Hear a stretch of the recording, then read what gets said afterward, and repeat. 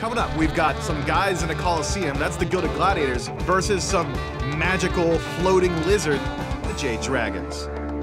That's right, we got the Jade Dragons and the Gilded Gladiators as our second matchup here in day number 3 of the SPL playoffs. I'm Jamek. I got Trelly joining him here on the desk. We get ready to jump into our third day, second set, I should say, between these ones, and another elimination game on the line for both these two teams. Winner moves on in the bracket, loser goes home, and they drop down in some of the lower end seeding of this one. Let's take a look at the journey for these two teams so far. Gilded Gladiators actually found a big win to start out their weekend, a 3-1 over the Styx Ferrymen, but then fell to the Atlantis Leviathans 3-0 just shortly after that. Then the Jade Dragons, they lost themselves in a 3-1 up against the Eldritch Hounds to put them down here on the lower side of the bracket. And now one of these two teams, their tournament will end here in this best-of-5 set. The winner will move on to face off against the Styx Ferrymen for 3rd and 4th place seeding, and that will happen tomorrow, as well as our first place matchup between the Leviathans and the Camelot Kings for that 1st and 2nd place seed. So seeding and money on the line for all these squads out here. The further you can make it into this tournament, the better off for you, not just in the immediate, but also for that Masters event. And Charlie, this is a dangerous matchup for both these teams. I believe a 2-2 record between them in their individual game matchups. The Gilded Gladiators are able to at least put up a good fight against the Jade Dragons in their first encounter, end up losing there, but then second time that they face off, the Gilded Gladiators come out on top, find themselves at least their 3rd win of the phase, and keep things interesting over in the Chaos Division. They, keep it interesting, they shall, because, you know, this is a tournament, as we said, with a lot on the line. And I like the fact that, number one, we've been seeing improvements from these squads, because that's something that has been a big talk. You know, from the Chaos Division, we needed to see a lot of, I think sieging was a big issue that we had. And I think both of these teams are not, you know, absent from that conversation, and has a lot of defense options as well. So I'm thinking, you know, this could be a big deal for both of these squads to show us exactly how much they've improved on their siege and things like that. Yeah, I think that's really going to be kind of the name for both these two teams, where team fighting and early game pressure has really been a staple point for both of them. That's where they found their success. It really has come down to these 30 or so minute matchups. And one player who hasn't had a chance to really be here in the studio much, but has made it down for this playoffs event, it has been Dardez. We're going to talk to him for our pregame interview. That's right. I got Dardez standing by, and I'm just going to start with that, right? Very simply, you know, first couple of weeks not here, not with the boys, not in the environment. Now you've gotten to spend some time practicing kind of as the unit, as a squad again. Has it been that big of a difference for you? I mean, it has, because, you know, when I was at home, we would stream, like, it was 8 p.m. for me, you know. Yeah. It's rough, you know. But, like, we only had one stream here. So it's not been that long, you know. But now I'm sure feeling a little better, right? Having a lot of that experience. I have to talk about some of what we've seen, though, right? Phase maybe not going the exact way you guys would have preferred. And I think more specifically, some of the sieges that your team has faced, breaking the base has definitely been a point of contention. What have you been doing to try and address that specifically, that portion of the game? I mean, yeah, sieges have been the biggest issue for us, because we had, like, a lot of, like, comms clashes, kind of. Yeah. And that's our biggest issue by far, I feel like. So we've tried new guilds who are like better at sieges, you know, that's not hard for us. But yeah, like I don't know, we've been trying to improve, and that's it. And you know, honestly, it has still been noticeable, right? Maybe don't see it in like the win-loss, but I think the noticeable growth from week to week has been there. I do want to ask, because I feel like we haven't gotten to talk to you much just about your roster, right? Things have changed. We've talked to pretty much, I think, everybody else. But you specifically have Mike, who's definitely a new voice coming in, LASBRA, who admittedly he comes from the same place that Cuvo came from, but definitely a different style of jungle play. What's it been like just having those two in your lane? It's been completely different, because I feel like Mike has been the first support I've ever had who's like playing aggressive. Like Neil was not like that, Rafa was not like that. They were more like peel supports. Well, Neil was in between kind of. So it's been like very different. LASBRA as well, like it was kind of like Fred, but not really. Like I don't know how to explain it, but they were different, but like they're not that different. But yeah, it's been like very different. It's like, noticeable from your perspective. Like even if people think we're the best, with the same core like me, Nika, and Liam, the team like changes completely when you have a new support and new jungle. They're like the two principal like roles in a team, and like it's so different. So that's why like we're a new team. Like even though we have the 3 same players, we're a new team. Well, it's been fun getting to watch you guys kind of coalesce into this. I'm sure a lot of people, a lot of Dragons fans out there are very excited to see what you have to offer today. So good luck in your games, man. Thanks for your time, and we'll go back to the desk. It's a big insight there from Dardez, kind of talking about how, you know, this is maybe, as he mentions, one of his first real aggressive supports in that duel lane. We've seen kind of shades of aggression whenever he had Neilmaw's support. He even mentions all the way back to Raffer, who is definitely much more peel-oriented. Things like the Geb, the Kepri were typically in the wheelhouse there. Not the same for PVM. This is the, I want to run it down. Doesn't matter what god I am. I'm going to be fighting you at level 2. Hope you're willing to fight alongside me kind of player. And even in some of those mid 2v2s. And then even talking about how LASBRA, even though he shares at least somewhat of a same style as Cubo Fred, and still has a little bit of differences in there. But now facing off for their 3rd time this season up against the Gilded Gladiators, and now here on an elimination game, the Gilded Gladiators have been on a bit of an upswing. Started out this tournament pretty strong with a 3-1 over the Styx Ferrymen to put themselves on the upper side of the bracket. Did fall down to Atlantis Leviathans in a 3-0 the next day immediately afterwards, but a lot of eyes have been on this player in particular, Stu from the duo lane. Not a care in the world.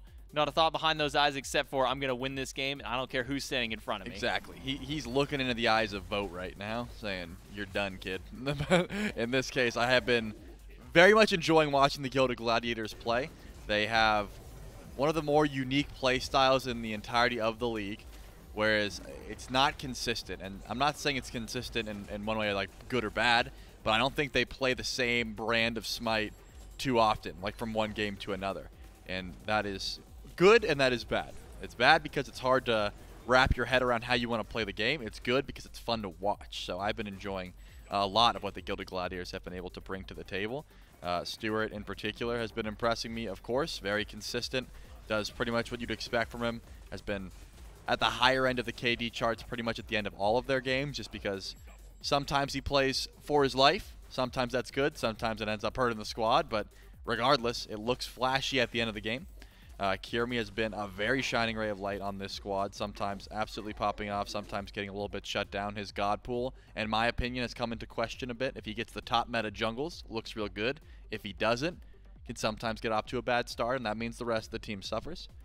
But the team as a whole, like I said, you might love them, you might hate them, but they're fun to watch. I think the important thing for really both these two teams, and one thing the Gladiators have been doing a good job of as the phases progress, is diversifying their win conditions. At the beginning of the phase, when they were winning, it was all off the back of Kyrmi. Kyrmi was finding the huge leads for his team. He was the one controlling and dictating the pace of the game, but now you have Stu starting to get himself a little bit more comfortable back in the role with Inbound, starting to find his ways to jump back in. I believe in one of those highlight plays there of the Rom snipe, he picked up 3 double kills that game, had a 6-0 and 4 to kind of start that one out. Has really found his own. Inbound is starting to kind of find a home with his own style of god pool as well. Now that he's kind of refamiliarizing himself with the SPL, Snoopy has been doing a lot better about his positioning, has been keeping his god pool a little bit more consistent. Even Scary D over on the right-hand side, where he started out this season being more towards that hyper carry style of solo lane, things like the Kamazots, things like the Bassets, the Klinas, these more hyper damage style, has now been able to kind of tone that back a little bit, get more in towards that more supportive solo lane mentality. And this is what I'm talking about with that they don't play a consistent brand of their own style of Smite. You're right, because Scary D, as he started on, it was Hades and Kamazots, those are the kind of things, but now that meta does not fit how Smite is played currently, so Scary D had to adapt. He looked real good when he's able to get things like the Vamana, but that pick doesn't come through so pretty much at all anymore. So he's been delegated to, hey, you can play Hercules and you can play Odin, and that's pretty much it. Of course, Guan Yu as well. Those are the 3 picks that Scary D is sort of forced onto. Sometimes can control the game, the lane, and just, you know, rotate out. Sometimes gets camped, and that's sort of the way that solo lane is at the moment. It depends on how quickly you're rotating out of lane and making your presence known. Nika, I think, has been another solo laner that does similar, but the rotations is what I want to keep my eyes on. When are you teleporting out? Are you helping your team doing gold for you? If you get a lead, how are you using that to impact the map? Scary D and Nika, I think both are going to have to show us exactly how much they want to use that pressure to their advantage. And if we even dial in to the two supports, kind of looking at some of the more recent games played by the two of them, Inbound has been very Guardian heavy, has only added a single Baron Somni game into his last 6. Otherwise, it has been Terra, or Ymir, maybe splashed in there as well. Meanwhile, you look on the opposite side for Mike, it's almost been anything except for supports, or so I should say Guardians in that lane. Atlas and Yemoja, sure, sprinkled in there, but it's been Hells, Aphrodites, and Eset at one point as well. So kind of a clashing between these two, where the Gladiators maybe recognizing that they don't favor themselves by going those mage-style supports, where PBM maybe still sticking true to the ideology that these mage supports are just that strong, but just hasn't been able to find any wins with them. Of those 6 that Mike has played as of recent, all of his losses have been on those mage supports. Hasn't been able to find a win with them just recently. Yep, and that's usually shown in the predictions before game. The chat, I think, has given up hope on some of these picks. When we talked to Aurora earlier on, he said, hey, you know, these mage supports that we're all playing are stronger than they lead to believe in pro play. Like, if you play them in your ranked games, if you play them in scrims, they seem to work very well. It just so happens that when it gets onto the main stage, when we're up here on land playing, it's a little bit different, and the mage supports don't usually get that same level of support. Again, I think it's very matchup dependent and how you're stacking your composition in your favor. The Aphrodite in particular, you have to have hard carries on your team to make use out of. When you're playing Hell, you have to have CC on your team to make use of. So if you're able to stack your team with these mage supports, then they still get immense value. It's just been, I think, getting a bit pick and ban diffed when you're going towards some of those picks. So I do like that the Gilded Gladiators have sort of went away from those picks because they're like, hey, we can't perfectly just graft this team that we're looking for around these picks, so we're just going to put them by the wayside and just play Guardians with CC. That's much easier. The Jade Dragons are saying, hey, we practice these a lot. We're going to stick to it. 2 different ideologies. Maybe we'll see if they end up clashing here. Yeah, we'll see if we do kind of get that clashing of the minds between these 2 teams out here. And again, this is an important one for both these because it is still a seeding matchup, an elimination one at that for these 2 out there. The loser of this one drops down to that 5th, 6th seed moving into the Master Tournament from at least these 6 teams, I should say, which would, I guess, translate to like 7th, 8th for SPL for moving on beyond there. Winner, though, has an opportunity to get that 3rd, 4th, makes their path in Masters maybe just a little bit easier, going up against some of those SCC teams that will be joining during that Masters event as well. And then, obviously, prizing still on the line for a lot of these squads out here to try and battle in. So a win here, very important for both of these teams to try and get themselves a better position towards Masters, and maybe for these 2 teams just to build a little bit of that confidence back in as well, because it's been a struggle for them so far in this phase. We'll jump into the picks and bans for game number 1 between the Jade Dragons and the Gilded Gladiators. Best of 5 elimination on the line, and it's the Jade Dragons who will take that first pick position. Charlie, we've been seeing an insane amount of Hachiman first pick. That seems to be almost one of, if not the go-to first pick selections. Doesn't really give anything away in your draft and your composition. But I won't necessarily say it has been the winning factor or the losing factor of any of the teams. Just feels like that is a safe first pick for teams to go towards. Certainly can be. And it does seem like the Gilded Gladiators have taken note of what the Dragons have been going towards, and they will take away that Hell to start things off. They don't want PBM or Dardez to pilot that pick. Notably, it has been played in mid, and I think Dardez has looked pretty good on it. So taking that away, probably a smart call. Another ban heading towards not only just Dardez, but could be LASBRA as well. The Dragons in particular, like you see a Rama ban, you're like, oh, that's going to ADC. That's a good call. Shut down vote. Nope. Dardez has been playing that one as well. So there's a lot of picks here that could be, you know, shots at 1 or 2 different members of the Jade Dragons, which would not apply to really any other team. But in this case, the Guan Yu being taken away, the Vamana is still something that is very highly contested here, and I cannot imagine would get through.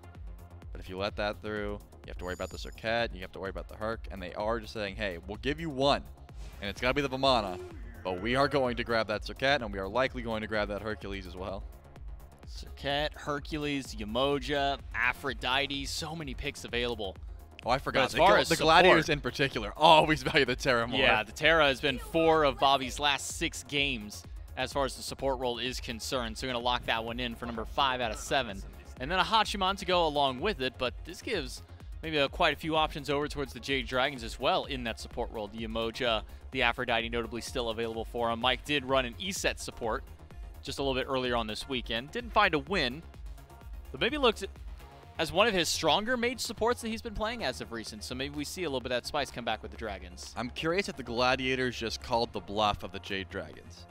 Did they say, hey, this Vamana is definitely going into the jungle, so we don't have to pick Serqet because LASBRA's not going to grab it. He's already playing the Vamana. Or is the Vamana already just guaranteed going to Nika?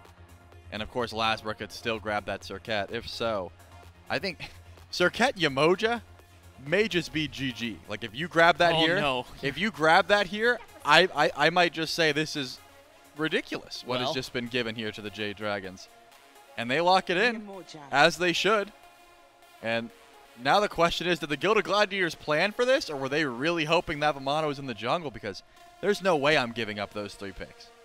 I mean, maybe with the nerfs that have come towards Vamana, Charlie, between 10.5 and 10.5 bonus, hitting some of the numerical values on the ultimate, member gets less shielding over time, has a shield cap, less power, hit twice actually on the power of the ultimate, and then even his passive hit as far as the power and the attack speed conversion. Do you think that those nerfs were enough to maybe pull him out of the jungle and put him more towards that solo role? I'll ask you a question, answer that question. Does he still get big? Yes. Does he still stomp? Yes, he still stomp. Then he's still good. Okay. Yeah. Okay. Well, I meant specifically, do you think that maybe sways him more so towards the solo lane, or do you still think there's plenty of viability, even despite those nerfs, to still keep him as a top pick for jungle? Yeah, for me, I always preferred the solo lane Vamana. I think a little bit tankier goes a long way. Regardless, late game, you're going to get outboxed by carries, so might as well be a bit tankier. But, you know, I'd have to see it played full damage once again with the nerfs to really get an idea. In this case, I think solo lane probably the smart call. Again, this top 3 is nasty. Not to say that the Gilded Gladiators didn't get a lot of what they were looking for. Kyrmi on Bakasura is always a good look. Hachiman, one of the best ADCs in the game. That isn't Marty. And of course, you know, the Gladiators in particular have been leaning towards this Terra first pick a lot for Inbound. So if that's the case, I'm sure they're happy with it. I just can't imagine giving up those 3. I really can't. It will be Bakasura for the Gilded Gladiators. Kyrmi in particular has really favored this pick, especially up into the Serqet matchup if he gets the opportunity to do so. It feels like that.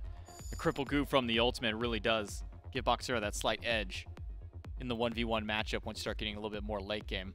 Rom, Heimdall banned away by the Gladiators. Opposite side, Hercules and Merlin banned away by the Dragons. Maybe, I thought, put a little bit of extra onus on towards banning out Nika a little bit more. You've got some decent mobility, but maybe, I was going to say, with how much sustain comes through, with how much lockdown you might want to have against Dragons, maybe Odin could be a possibility, but then I immediately think, wow, Serqet can jump out, Vamana can walk right through it, so maybe not. For the Jade Dragons, just taking away the safe ban, at least of the Hercules. So then, at least where does Snoopy, where does Scary D go at this point? You've taken away some of the top picks, you've taken the Vamana out of his hands, the Odin doesn't feel like it'd be great in this comp. What comes to your mind for a Scary D pick here? Yeah, I mean, I don't think that the Odin would be as beneficial as any other pick at this point, but it has been what Scary D likes to go to. You can still find value even if you can walk out of the cage. You can still, you know, say, oh, you've leaped, now I blink in. We know that Scary D has liked to go to the Cthulhu at times as well. In this case, you already have a fair bit of physical damage. It does bring pretty good AoE damage towards a team fight, which is always going to be appreciated here for the Gilded Gladiators. I would say anything that can control, not absolutely lose lane, because again, you're up against Vamana, so you're not going to be fighting too much. You may be getting ganked a bit by the Serqet, but Cthulhu shouldn't have the hardest time just running away. So that could be something they go to. The Morgan Le Fay is going to be the option here for Snoopy. A lot of self-peel can help you out a lot with Serqet. Even if she blinks on you, if you pre-put your fear down, it'll make you to cancel out that Deathbane, and you can usually run free and then just use that Dragonflight after just to confirm that you're out. Not easy for the Serqet to try and get close. Any melee assassin really does not appreciate going into the Morgan Le Fay. So now where does Dardez go is the question for the Jade Dragons. He's had quite the plethora of god picks to go through himself, and just his last 6 has had 6 unique picks and will continue to keep the unique picks up there for him. Hera now joins the wheelhouse for Dardez here in the playoffs at the least, but this is certainly a player who has been going to the Hera time and time again. And there's one thing the mid laners have said is so hard to draft up against Dardez, because you never know what he's going. Is he going to run Hachiman or Ram? Is he going to be running the Morrigan or Chronos? You never know when it comes to Dardez, so better to safe to ban out maybe the meta picks. Hera and then Izanami being hovered for the Jade Dragons there. Xbalanque has also been seeing a bit of a rise up. What do you think is maybe kind of attributed to the rise of Xbalanque in these last couple of weeks? Probably is 3. Yeah? It's a rising Jaguar. You're right. Yeah, gotcha. but the team fight presence is just so good. You know, you turn off the lights, messes up a lot of what people want to do on the opposite side of the map. And of course, he never does bad in lane. And that's kind of what you're looking for. As long as you can clear from a distance and say, hey, I'm staying underneath tower. I've got plenty of mobility and AoE damage just to make sure that you can't chase me down. That's going to be fine. Certainly not the top of the top picks. You can be getting ganked, but as long as you're staying safe, that's really what the ADC class is calling for. The tier would be interesting. I think any warrior that can make Hera's life miserable, which is pretty much all of them, would be great here. But CC is severely lacking in the AoE team fight, which it looks like Wukong isn't going to provide too much of. Safe dive, he will certainly bring. But I don't know exactly how much. We've seen a few Wukong games. You have to build a bit of damage to really be able to make use out of this Wukong pick, because if not, you tickle in the team fight. Yeah, you can survive a bit, but with the Serqet trying to lock you down, Hera even has some good CC. Might be difficult to try and pilot this. So you're talking about warriors to bring that threat to Hera. Is Sun Wukong maybe one of those warriors that can provide? I mean, has the slow, has either a knock-up or a stun, depending on which of the 72 transformations you go with. Has that get-out-of-jail-free card, but is that maybe enough of a threat to really get to these backliners to deal with this Hera, maybe deal with the Xbalanque? It's not going to be hard for the Gilded Gladiators to get to the back line, as far as I'm concerned. They have this Baka, they've got Morgan Le Fay with tons of range. Hachi can help run down.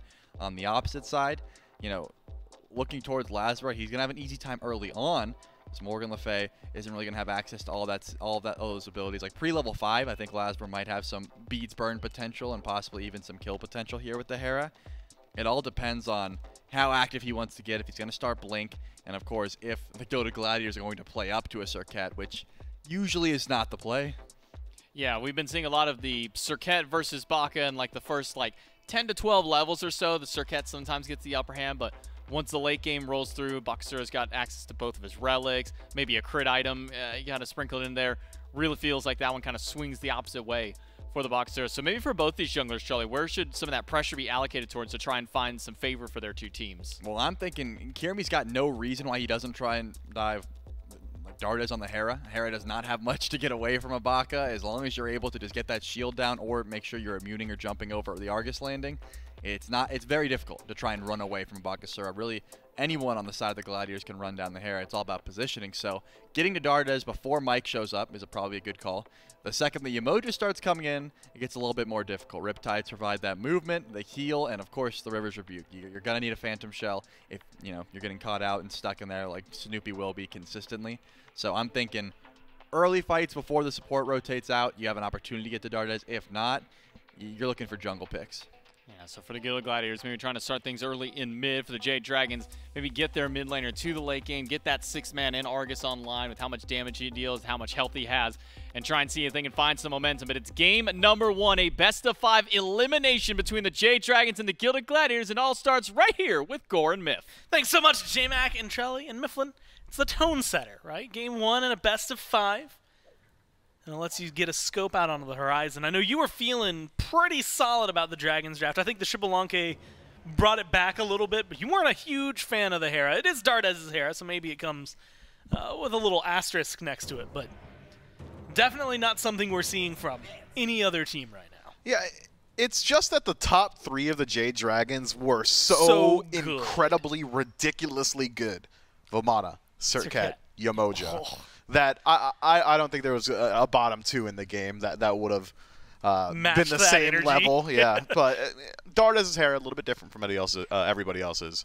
Certainly incredibly potent and one that skills well into the late game and one that he's got plenty of experience playing.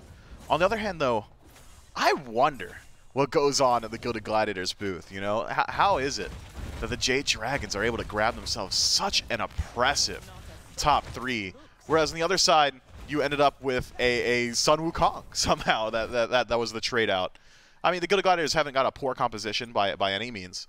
The Morgan Le Fay has served just about everybody well that's played her. Bakasura is one of the most contested jungle picks in the game right now. Hachiman's been top pick for 7 games in a row, it feels like. But if we're looking at just drafts, I feel like the Jade Dragons just got so much more potential from theirs. I want to ask you about this. I feel like we've had this conversation before, but it's just perplexing to me. We do. But the speed buffs picked up by Snoopy and by Dardez, as opposed to going for the red buff on the initial spawn of it. Is that like there's a Bakasura and a Serqet, we need mobility on our mages to try and keep them alive? Or am I missing something about what the speed buff is going to provide? I'll admit a bit of ignorance here. Yeah. Red buff is the buff that stays on the ground the longest. I don't know if it's going to stay on the ground for the entire duration of this speed buff. Could be. that Dardez picks up speed and then gets the benefit from red a little bit later on. But as for what it affords Hera, additional movement speed. Yep. You need to move a little bit faster on an already a mobile god that's got no sort of mobility in kit, so survivability, perhaps the name of the game here. You're not really struggling for clear either. It's not as if Morgan Le Fay is a pressure god out of mid. So if you're worried about the ability to just keep your waves out of tower, I don't think you really need red buff for that. So additional survivability perhaps prime on the mind of Dardez. Staying alive, I mean, that's one of the things you had mentioned, and I think that Deska talked about a little bit. While Dardez's Hera has been successful in the past and has had some pretty good games, I think Trelly had said pretty much any warrior with pressure would have been good against it, and you can see it right there, just as easy. Kyrmi jumps in the lane, and you can have a speed buff all day. It is not going to afford you much room. First blood to the jungle for the Gladiators. A little bit of an assistance there from Snoopy. An unfortunate spill early for the Dragons. I wonder what had happened there. Had Dardez used Polymorph to clear wave? If that's the case, makes sense to me that Kyrmi is able to just roll through and make it look easy. Yeah, he does get the red buff on the tail end. It's calculated. I just feel like that's an avoidable death. Anytime you tumble that early in the game to a rotation from Bakasura in particular, pre-5, feels like it's a bit of a misstep on your side. Kyrmi has always been the active player for the Gilded Gladiators, capable of getting the ball rolling. I believe we've got a replay. We can see exactly how that one breaks down. It just has to be that he had polymorphed wave. That's the only thing that makes sense to me. I know we got a replay on your screen. Make sure you're not missing what's happening on the bottom right. LASBRA accosted on his own speed buff. And Dardez, just unfortunate timing for him as well. Kyrmi won't even let us get a look back at what he'd done before he's done something else. And you have to give a little bit of credit for that kill, maybe over to LASBRA. I mean, a speed buff invade 3 minutes into the game. He was deep, deep, deep in the jungle. Kyrmi caught him out pretty early on. There's going to be the ult from the Baka as well onto Dardez. Pulled back. You can't stop this guy. You just need a little bit. Snoopy finds a shot with the ult and is able to secure the kill. 3-0 and just as many minutes for the Gladiators. And Mifflin, we're already talking 1,000 gold in their favor. Look, and I've said this in the past about the Bakasura-Serqet matchup. I have made no qualms sharing that Serqet is not favored up against Bakasura in the late game. At the late game. In the early game, levels 1 through 9, Serqet should have all advantage up against Bakasura just because her burst is so much faster, and she's a little bit less reliant on itemization. Bakasura, if he wants real kill potential in that mid to late, needs to sack up a bit of that crit or perhaps some of the yellow numbers build. But early on, LASBRA should be able to win that fight just because of the nature of his kit and how his damage applies. That has been all but removed, I think, or maybe only removed here. I don't see a world where LASBRA is catching out this Bakasura at any point now, an entire level lead. For Kyrmi, Golden Blade already finished up, 2 kills, 4 minutes in. He'll be getting that second item pretty quickly as well. LASBRA's just on catch-up duty, and he does not want to line up against Kyrmi in the jungle. Regurgitate just deals with 50% of LASBRA's kit. We saw Oath on this Baka earlier have a pretty ridiculous game. But for those of you who maybe didn't tune in for what was the first and an unfortunately long string of losses there for the Kings, Game 2, a lot of people are going to call that a King's throw, and honestly rightly should. Game 3 was Kyrmi's Bakasura just looking incredible, and I think that we, at least with this kind of setup, might be in store for one like that. We'll see if he can keep up the pace, though. That's always hard to do. Ult available. I was talking to Trelly about it yesterday. He said unless Baka has ult, he doesn't really consider him a character. So we'll see with the blink available where Kyrmi tries to get active. Right now, it's just invade. Yeah, and he's got the best secure for buff on map. Eat minion just beats out anything that the Jade Dragons would have had. So Kyrmi, successful on his invade here. Able to disengage with no fight back. Take a peek at Snoopy's build, Gore. That's a slight variation. I believe it was Shinto yesterday that had also gone Chronos Pennant in first slot, but he had elected to pick up Sands of Time. So, iteration from Snoopy, still the Chronos Pendant, this time Conduit Gem. That's going to increase your burst, your poke is a little bit higher as well, but you're sacrificing a little bit of CDR and an MP5. Definitely changes. I guess the early horizon, right? But he's 1-0-2, which seems to be changing for a positive light. Some of that attributed, though, to Kyrmi's just presence overall.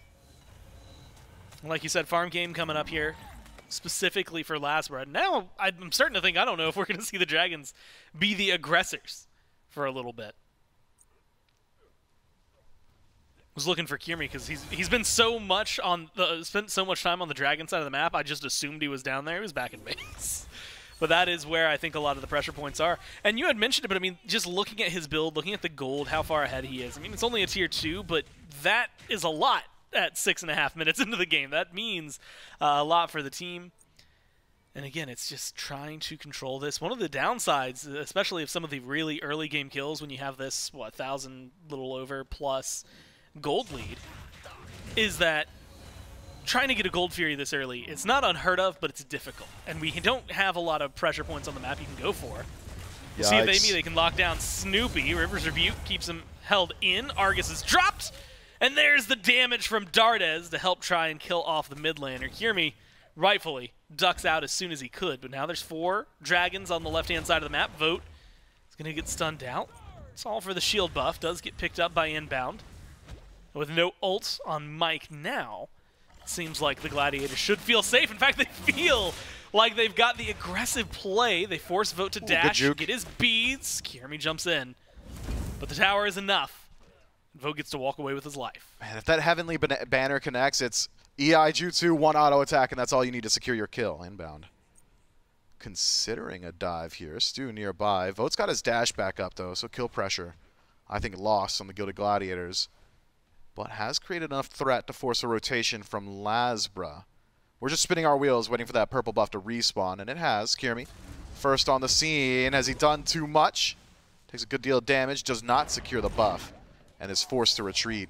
You know, you'd said right call from Kyrmi to vacate the scene there around that Yemoja ultimate. I'm not so certain that I agree, Gore. I feel like had he just jumped onto Dardez to avoid Yemoja ultimate, you're at least creating the space that Snoopy has a fighting chance at surviving. Kyrmi's full HP, full mana, and had ultimate at that point. I understand that it's not an ideal fight. It's one that the Jade Dragons had chosen. But when Kyrmi's got a lead like he has, and he had hit that power spike already of Balance Blade, there's enough threat that he maybe could have turned into a 1-for-1 or just saved Snoopy. Yeah, instead, now Snoopy's just getting bullied. Oh my god, That's damage miserable. Between LASBRA and Dardez. And you know, earlier we were talking pretty positively about the position that the Gladiators had found them in. Now, especially after you bringing to light, I hadn't even noticed the ult being available when he leaped away. In my brain, it was just, well, he's alive. Fight don't look, yeah, there was a river around him, and then there wasn't. So he got out. But what was 2-0-1 at 4 minutes is still 2-0-1 5 minutes later. This is something the Gladiators have done a fair bit in the past as well. This just amazing, explosive early game where they establish this lead, and then it seems as if they say, all right, well, we've done it now. Let's nurse that lead until we can group up on an objective. But inactivity often opens the door for counter plays, and now it's the Jade Dragons once more getting active on the map. A little bit of damage tossed Scary D's way, but with ultimate still available and not ultimate for LASBRA, I don't think there's a whole lot of threat on the Scary. Man. I'm worried about He's not diving, is he? Maybe for other reasons. Mike using Riptide disengages from Kyrmi's ult. There's 4 people over here, and they just wasted 1 ult. Scary to the no healing. Oh no!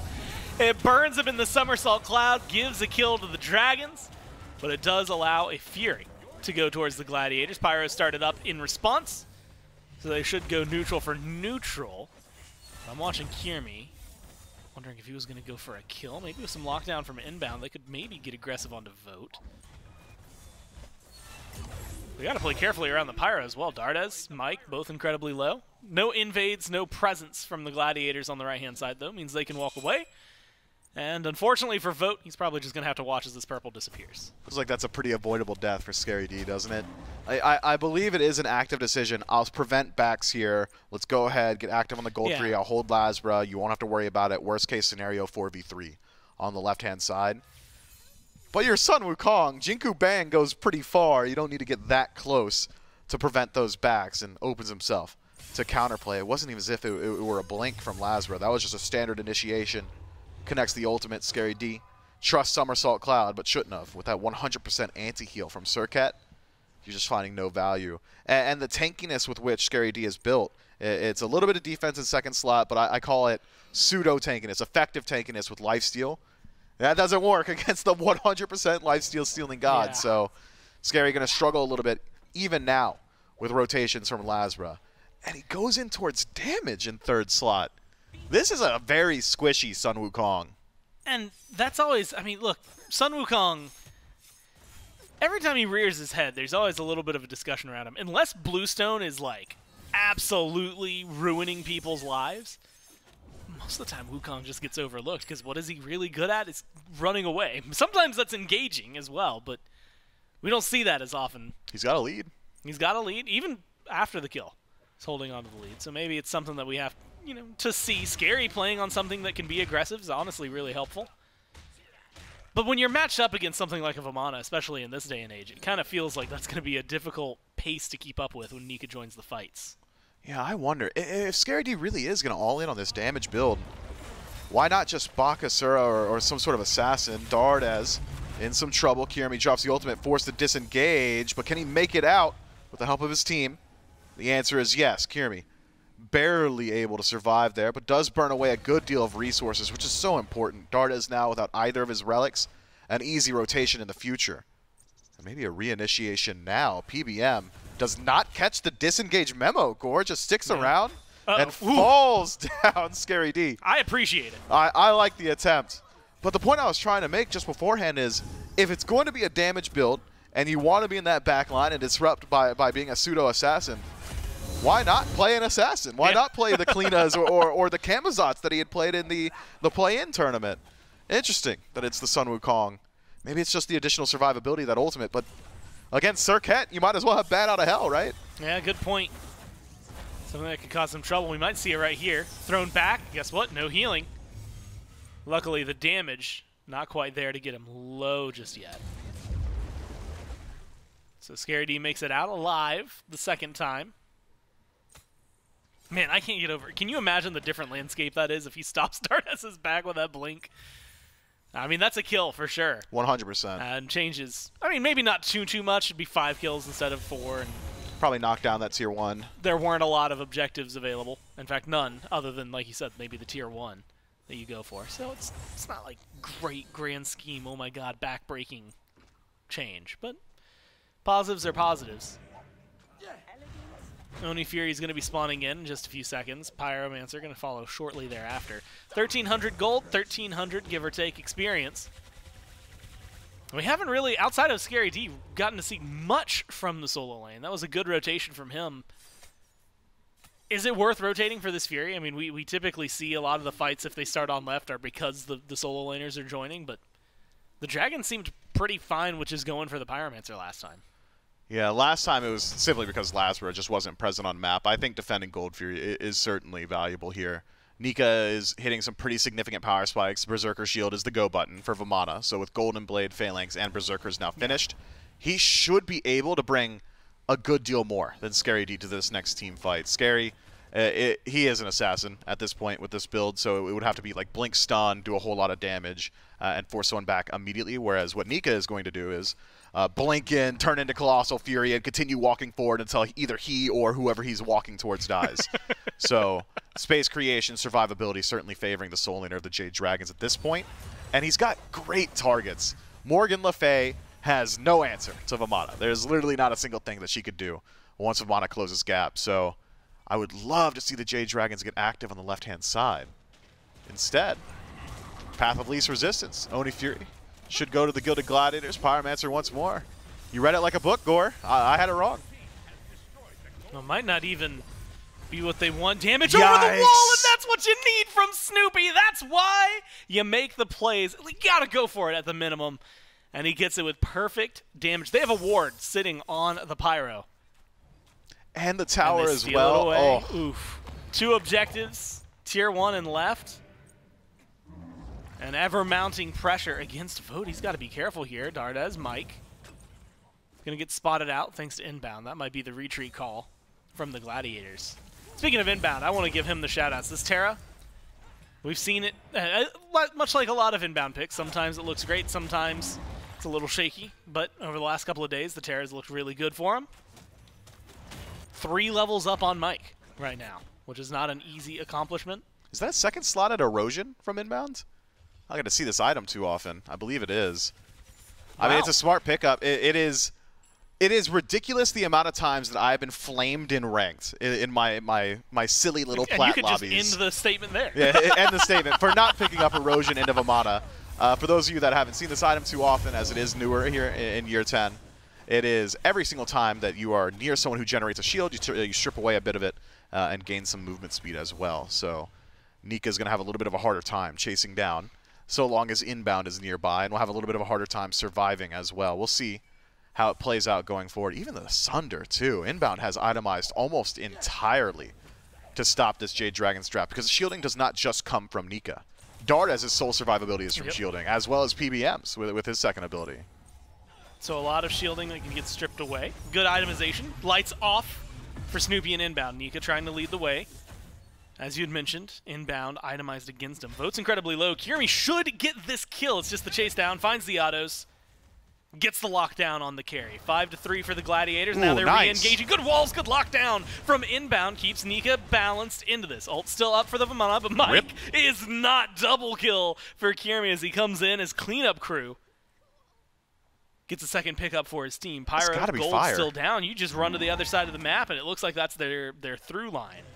Yeah, you've already got crit stacked up on Kyrmi, so your burn on objective is incredibly high. Heavenly Banner would speed it up as well. I mean, you can grab the mid tower, but I really feel like this could have been a Fire Giant here for the Gilded Gladiators. They were 5 stacked, rotating across the map. 2 are dead for 20 seconds. Sync timers on those picks. But the Gilded Gladiators will settle for the Tier 1 tower in mid. We'll make it easier for the next round of neutral objectives, Pyromancer, Gold Fury, whatever it is. But maybe it could have been a bit more. Trying to open up, I guess maybe more of just the map. I mean, you had mentioned it, Fire Giant would have been nice. Tier 1 in mid, not a favorable trade for Fire, but Tier 1 in mid, Tier 1 in right, and presumably pressure on the next round of buffs. What is Vote doing? Neutral objectives is going to be huge. Farming, looking, trying to find a place he can survive. LASBRA shows up and left, has to dash away. Early Magi as well for LASBRA to deal with some of the CC. The Dragons are looking to answer back at least one tower. Vote's just grouping up. And despite the fact that they're at a deficit by a large margin in support, but even in the jungle as well as in carry, it doesn't seem like it's slowing the Dragons down too much. No, it isn't. I wonder what that rotation was from Vote. Maybe he's concerned that the Gilded Gladiators are trying to pressure out Fire Giant there. It's a pretty significant gold lead, so it wouldn't be a surprising line of play to have the Chaos team force a fight around the neutral objective, but that's some time spent not farming, and it was a level parity beforehand. Now Stu benefiting from a slight level lead. This late in the game level is not nearly as important. It's just about hitting level 20 to get access to a finished up starter item. Primal Fury, first POI to respawn. First place, the Gilded Gladiators are headed as well. And it'll burn quickly. 0 response from the Jade Dragons once more. So let's try it again. So the Jade Dragons. Last time, we just couldn't confirm it. This time, though, got a few more members. And Snoopy, fortunately for the Jade Dragons, has taken a defensive route. Scary D, though, different ideas. Yeah, and Scary D, enough on his own. He pulled it, too. To pull the Pyromancer away from the Dragons. Has pulled it, as you mentioned. Getting low. Stun onto Mike. Mike throws out the River's Rebuke. It doesn't lock anybody in. In fact, he's just trying to run away. Kyrmi tries to get some damage. Good knockups and control. Mike somehow still alive. Scary gets the Jingu Bang, but he's going to trade his life. He's so low. Finally, the Dragons pick him up, but they've lost a lot elsewhere. Stuart needs a little more help. Nika needs to get peeled away, and peel they shall. They kill him off dead. Dardez able to pick up a fadeaway kill once again. Make it 2 for 2. But it is an engage from the Gladiators. And I believe Pyromancer reads 2-1. Yeah, going over to the Dragons. Yeah, that was interesting as well. We got to see exactly what the counterplay idea is from Inbound up against Nika, and it is stand on top of Nika and expose him to the auras that he's got stacked up already. Surprising that Inbound does elect to hold on to Sunder. Feels like would have helped out Stuart a good deal, who is forced to just trade damage into the Colossal Fury, stripping away some of that defense. Would have gone a long way. Instead, holds on to that relic. But at the end of the day, it's the Gilded Gladiators who have their lead cut ever so slightly there by the Jade Dragons. Some value trades, to be sure. And even with the aura items, even with the erosion, Nika survives for a very long time, tanking up against 2 priority targets. That is Snoop and Stu the entire time, just sending damage back into Nika. And Nika says that's not enough, guys. You have to do a little bit more than all that. This next item for Stuart, I think, going to help out a good deal. Some penetration will go a long way here. Opens up the conversation, especially when you're trying to kill a Vamana. And, like you said, maybe a little bit of help from the Sunder next time around. Fire Giant, pretty much the only large neutral objective on the map for a few minutes. Sentry wards dropped. Are they going to pull right now is the big question. Gladiators don't seem too ready to do that, trying to get some good ward coverage. Sentries on the defense for the Dragons to try and counter a lot of that. So it's back to farm. Just as simple as that. Yeah, not willing to actually risk it around the Fire Giant itself. It's not as if the Gilded Gladiators have got the best burn or secure potential. They'll burn pretty quickly if both Stu and Kyrmi are working on it, but if that's the case, it'd be up to Scary D alone on zone. Pretty difficult. We've seen now that he is not exactly the tankiest target, especially if Vote is allowed to make contact. I believe it's like only 6 or 7 auto attacks, upwards of 50% of Scary D's HP. We'll be working on that going forward as LASBRA narrowly avoids the regurgitate. Ill placement there from Kyrmi. Doesn't force out anything from LASBRA. Holds on to literally every resource there. The Fire Giant's been pulled nonetheless, but it's just a threat to force the Dragons up. Inbound steps forward, eats a lot of damage in the process, has to be careful here. Phantom Shell not up, or just in time. Allows him to walk through. Kyrmi gets low. Kyrmi's going to go down. That's a huge kill for the Dragons. They get into the back. They get to Snoopy as well. Carries are just collapsing. Inbound can't run away. A double kill for Dardez. 5, 2, and 2 on the Hera. And looking to make it a little more. LASBRA continuing the chase on the Scary D. They just need a little extra damage. Lockdown's good. Triple for Dardez. And Stuart has to watch as the Fire Giant goes to the Dragons. Look, Dardez got the triple. We all agree. We saw it on the screen. Nobody's contesting that. Yeah. The work was done by Vote, okay? Yes. That damage was all Xbalanque all the way. The target is clear in the future for the Gilded Gladiators. You need to deal with this Xbalanque. He is doing far too much. Bounty on Dardez might just be high enough that it's able to dissuade the Gilded Gladiators. You'd really like that shutdown, but the Odysseus bow, the dominance, the AoE damage, not only from branching Bola, but from the Odysseus bow passive, has just been stacked up far too far. The Gilded Gladiators tanks can't do anything about it. That was Inbound, steps up, eats some autos from Dardez, or Vote, excuse me, and says, well, I'm stuck. I'm sorry, guys. It seems I've dropped a bit too low here. I've fallen. I can't get up. The Gilded Gladiators need to find that answer. The answer's name is Kyrmi, but he's got eyes for LASBRA the entire time. And it's a rock and a hard place now for Kyrmi, where it's, do I focus LASBRA and prevent him from going around the team fight and flanking my team, or do I focus Vote and prevent him from shredding my team? It's a catch-20. Do one, the other's going to do something else. Still love one of my favorite things from Vote this year. We asked all the players to describe their play style to us. Vote had just said, yeah, I AFK farm until late game, and then I show up and do my job. And what has he done this game? He AFK farms until late game. I mean, that one rotation, right after, honestly, when we thought the Gladiators were going to go for a Fire Giant, I think it was 17 minutes in after a huge fight on left. Makes one rotation out of the lane, and kind of is like, okay, what are you doing over here? Now you can see what he's doing. Stand in front of him as a tank. Your life is over. Scary D, not nearly tanky enough to deal with it. Inbound, despite his, some of his build at least leaning more into it, definitely not tanky enough to deal with it. And nobody so far has been able to jump on Vote more than the one time they had way, way, way back in the game. Now knocking on the Phoenix Mifflin. And it's going to be a blink forward from Nika to start things off. Colossal Fury immediately onto Stuart. Tries to create some problems. Reverse Rebuke and Snoopy. The damage is just too much. Scary D has to go onto the Somersault Cloud. Can't really engage here, but he goes in anyway. Might not be the best idea. Damage from Vote. The Polymorph is huge on the side, and it's going to keep things alive for the Gladiators. Phoenix does go down. Kyrmi, Scary have to fall back. Argus is playing big tank as the Dragons retreat. Fire Giant still there for 45 seconds. Honestly, getting the left side Phoenix, it's a huge win. I love the play from Nika in that exchange as well, Gore. I mean, blink forward, connect with Stu, lands the knock-up, immediately channels the Colossal Fury, which forces Inbound to peel back towards Stu. channels the Sunder, deals with them well. Erosion keeps that shield down, so Nika essentially not allowed to bully out Stu, but still tanky enough to sit in the Phoenix, make sure that his team's able to move forward all that while. Creates the space for Snoopy to get knocked down. The Jade Dragons executing well on that siege. Knocked down a Phoenix on first Fire Giant that quickly.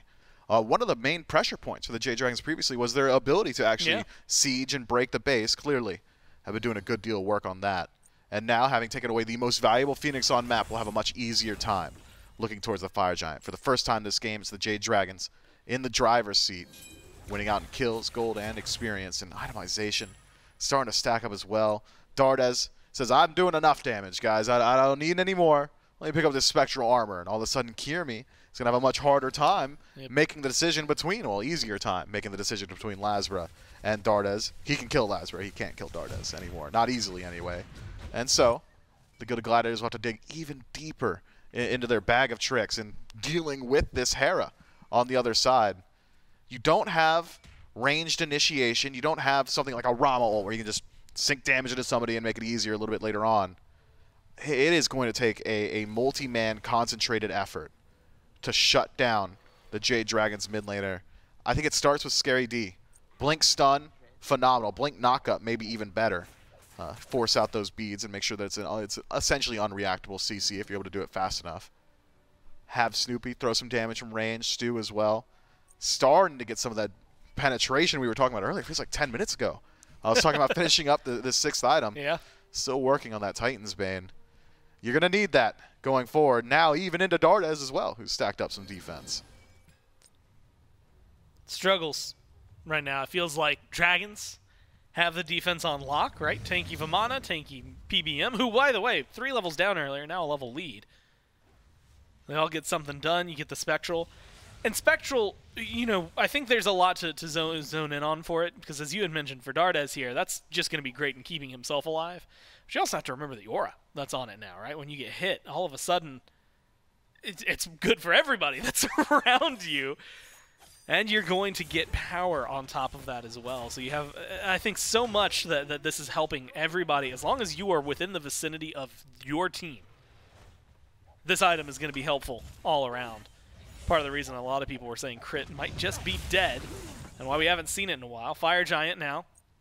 Started up by the Dragon. Scary D goes in, Scary D goes down. He tried. Tried to get to Dardez, did exactly what you wanted. He just couldn't lock him down. Nika ate a lot of damage on the other side. River's Rebuke locks in 3.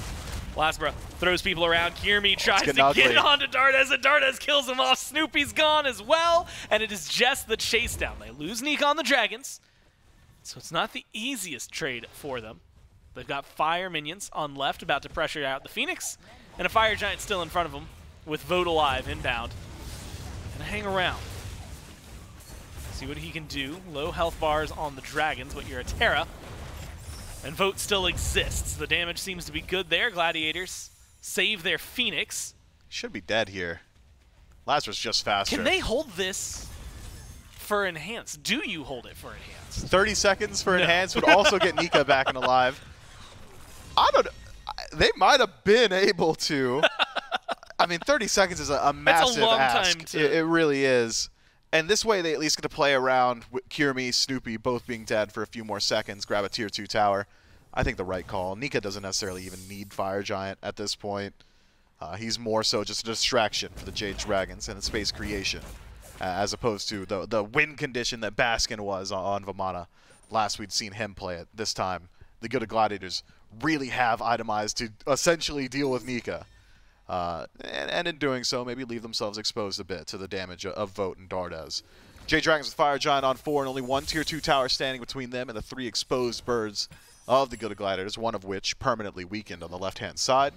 And 2 runic bombs in pocket should be an equation that adds up to a very simple siege for the Jade Dragons. I think how they had executed it previously, run it back. Nika in first, knock up, connect with either Stu or Snoop, and have the rest of the team just work through the structure quickly. Let's not mince words. It will be fast with all the penetration the Vote has got in his build and all the power that he's got from his kit.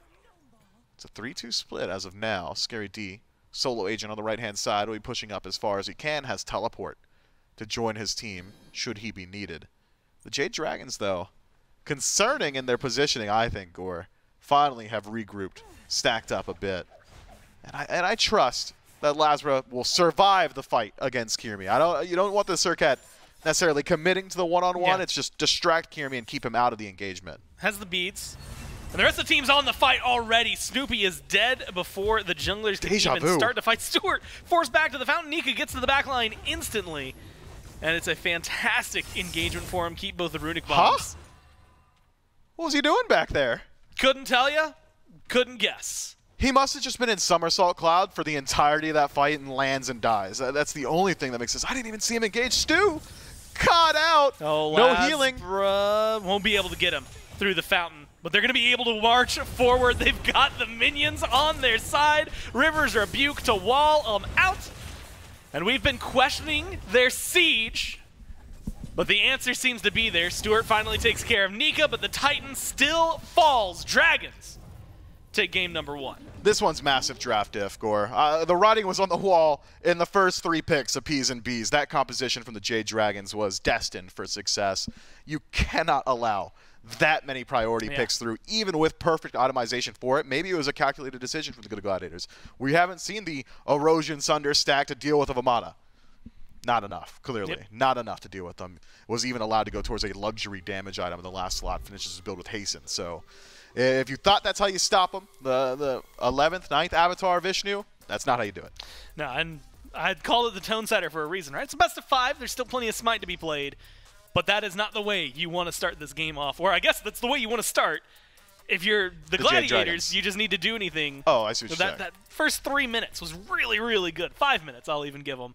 And then they just didn't do anything with it. And the Dragons were able to fight their way back into it. By the time Vote joined these fights, it was too much for the Gladiators to handle. So for a set, it's definitely not the way you want to figure things out. We'll have to go back to the drawing board as we go into game 2. All of that, though, right after this break.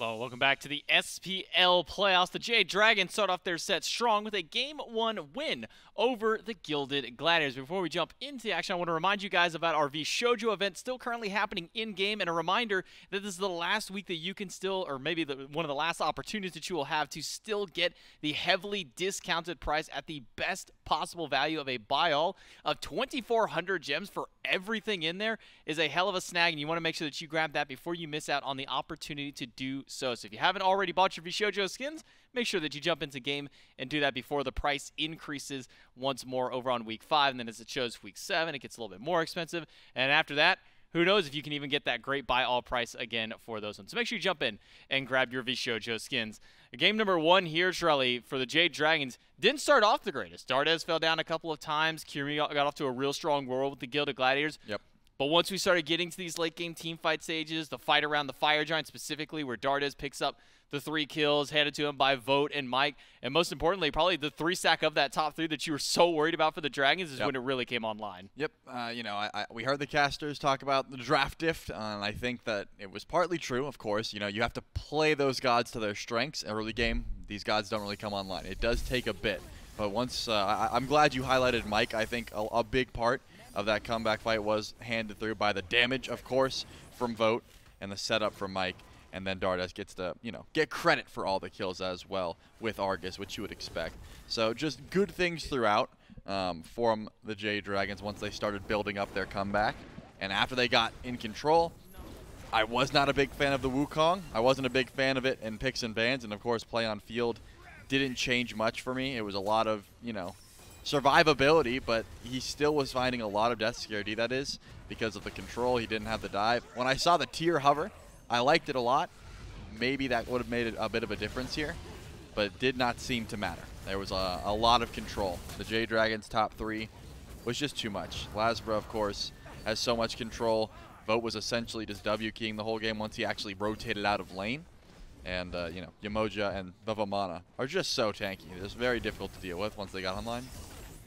Yeah, unfortunate, not able to really get to the backline once this late game did go through was the Gilded Gladiators. Even if they did make it back there, as mentioned by Scary D, typically just end up dying at the immediate end.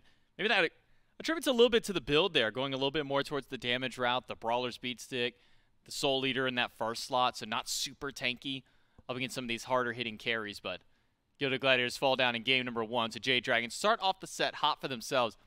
And I know we talk about, you know, how Mike's made supports haven't been doing so well, but it's because every time that we see him take a pick like Yemoja, like Terra, and completely controls and runs games like this, it always makes you wonder, why aren't you still just playing picks like this if it works so well out there? Obviously, remember, we would talk with Aurora kind of pregame a set prior, and he was saying, you know, the made supports are still strong even though they don't quite show it here, but I don't know, man. If I'm going to be seeing Yemoja like this from Mike all the time, I'd rather see him on picks like that. We'll see what does happen for the picks and bans in game number 2, though, for the Jade Dragons and the Gilded Gladiators. We'll see if a dangerous top 3 like that can even get back in the hands of the Jade Dragons, because, I mean, Vamana, Serqet, Yemoja, 3 of the top in their own roles, respectively, all land for the Jade Dragons.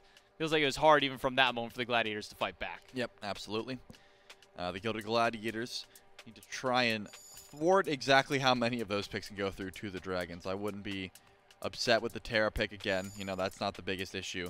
The Bakasura was fine as well. I don't know if it's all picks and bans, but getting Scary D on something that's safe but can still dive and, you know, threaten carries, I think is the big difference maker. The Wukong was safe, still died a fair bit because you can't threaten.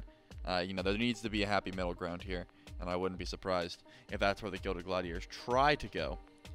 The Vamana, I think, still did control a lot of what the carries wanted to do. It was a lot of Nika going to the back line, blinking on Stuart and saying, hey, you're not going to die, but you're going to leave. And because you're not here, your team will suffer from it, right? You don't have your ADC with you. That changes the dynamic of a team fight pretty heavily. So that could be a pick. That might be left through here. The Jade Dragons have to decide Vamana, Serqet, or neither. And this is exactly what happened on the flip side last time. It was the Morgan in that slot, and the Vamana and the Serqet got through. And the Gilded Gladiators, in this case, get to grab the Vamana for themselves. And now the question becomes, you know, do you want the Terra Hachi? You're not going to get one of them. And it looks like the Guan Yu Hachi is going to be grabbed here for the Jade Dragons. So I would think. No way they just give the Gilded Gladiators exactly what the Dragons just had that game. There's no way the Dragons just give up the exact same top three. I was going to say, I would think. Well, it depends on if Inbound likes Terra or Yemoja better. But Serqet has to be one of these. I would hope. I can't believe it.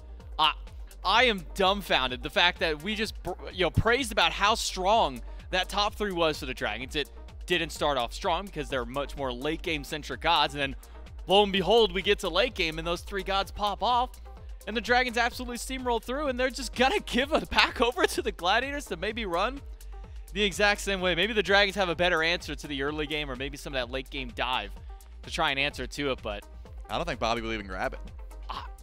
It wouldn't surprise me if he gave up the Yemoja. He has had a troubled past on the selection itself, has really been favoring the Terra. Serqet, no surprise to go over to Kyrmi. That's one of his favorite gods. But it will be Yemoja. It's the Dragons' top three from game one, but in the Gladiators' hands now. If Snoopy picks Hera, that would be the ultimate insult to injury. It says, yeah, you guys won with this comp. What if we won with the comp? But I think the ultimate, actually, after that would be if the Dragons just end up winning and say, no, you can't play our comp better than us. I'm going to assume the X-Ball gets banned away. Not even because the Stuart likes it, just so it can't happen. Just so the full run back doesn't happen. Not going to ban Harris. Yeah, the Harris. I'm going to take a look at Snoopy over his course of history and see if he even has a Hera game in there. I would assume he doesn't, but if he does, it doesn't seem like it would be in this game. So the Dragons have their option. It looks like they are going to grab the Baka, which makes sense. Does have a nice time in the Serqet. I think that's the reason the Gilded Gladiators picked it last time. This is hurting my brain a little bit. You know, just trying to wrap my head around what's occurring here for the Gilded Gladiators. I do think that the Serqet is just as powerful in Kyrmi's hands as it is in LASBRA's. The Vamana, same. I mean, I think that Scary D always looks good when he gets this pick. The Yemoja is up for a debate. Will Inbound have the same impact? Will he be able to create so much safe? Will he be able to keep his team alive with that sustain? He's done it in the past, but he's also, as you said, had games where it does not land. And you got to make sure you're on point if you're picking Yemoja. You cannot be going through the motions and hope that you're going to have that same impact. You need to be on point with the River's Rebuke. The lineups have to be pristine, and that's something that can be hit or miss. So we'll see how Inbound can perform on the Yemoja. We're looking back over the course of his competitive career on the pick. It's not so hot. 48 games played, only a 25% win rate. It's not the best brag there, but it was a very rough Season 8 and early Season 9 for him on that pick. Did have some comeuppance at least at the latter half of the year for himself to find a pick there, but they could do it. We'll see how it goes. They could go for the full run back. Doesn't grab. Yo, what if the Dragons pick the Xbalanque here and they throw the Hachiman in mid just to run the double hunt? But then I guess your double hunter Bakasura, probably not the best option there because then you're leaving just your Guardian. Maybe as your magical damage, your support player there, though Mike would probably be happy to still run something like that, yep. But well, Terra banned, so at least the Jade Dragons can't take that one away. That would have almost been a complete run back on the opposite side there, where it was, the Terra picked up with the Hachi and the Bakasura. Nox is a ban away from the Dragons, so still the Aphrodite, the Baron Somni, the E-set if we're talking about mage supports available for the Jade Dragons, but option goes back to them. Maybe Dardez just takes the Hera so it can't get picked up by the Gladiators. That certainly could be an option. I mean, he had a fantastic performance on that grab. So we'll see if that's something they look towards. It's also possible they save his pick for last just to see what Snoopy decides to go into. Of course, with Baba Yaga, Merlin, the Morgan, Hell, and Hebo all gone. Yeah, I was going to say Hera does look like one of the best grabs that Dardez could go for. So unfortunately for the Gladiators, if they were going for the full run back, the full steal comp of the Jade Dragons, it's not going to happen. Not possible any longer. But Stu still could go for the X-Ball if that's what he's looking for. Won't lie to you, I forgot the pick went to the Jade Dragons for a moment. I heard the Hera and I went, no way, they're actually doing it. I looked at the left side of the screen, I went, wait, where is it? I went, oh wait, it's over on the right side. So Jade Dragons with the Hera selection for Dardez once more. So we'll see where Snoopy and Stuart go for the Gilded Gladiators. Do we see the Xbalanque come out for Stu to give us at least an 80% run back? But on the opposite side of the playing field, this time for the Gilded Gladiators with that devastating top three for themselves. Now, we talk about maybe some difficulty getting to the backlines and really being a threat to the backliners going up into a composition like this. The Vamana, the Serqet, the Yemoja, hard to really kind of break past those ones and really get to that dive.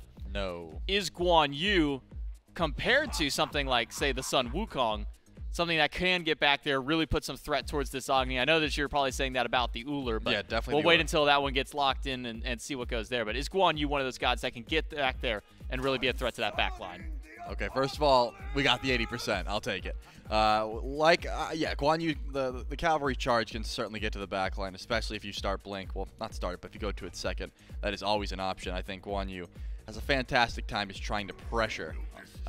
We did get the 80% run back. Definitely was saying no about the Uller, never the Agni. He's in a great spot right now, and I almost never hate seeing him.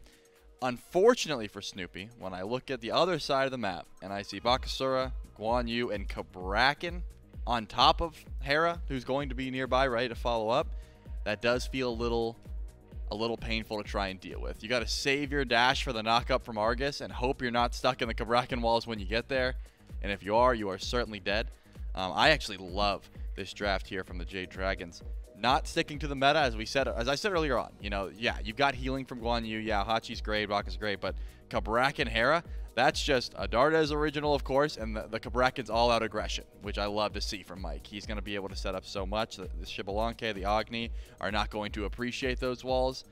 He's probably not going to get Blink, but if he did, it would be exactly what we would expect from older times, vintage PBM. Classic Blink and Sunder combo. Yep. That was what Mike was all about back in his early days of support. So maybe then talking about this Cabrakan, we've been seeing a lot of different supports come out from Mike, whether it be the mage supports, some of the Guardians, things like even Atlas has kind of popped in. Obviously with Terra being banned away and Yemoja taken back away from Mike as well.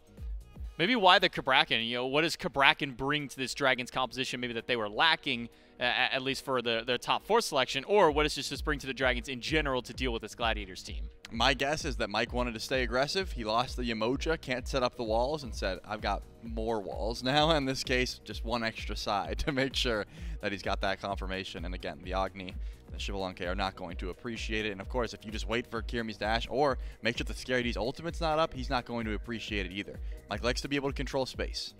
Afro, Hell, those sort of picks could never do that, unfortunately. But now he's saying, hey, turns out we don't have to stack healing. If you only have Yemoja, we have Guan Yu. We match that amount of sustain. I can play aggressive now.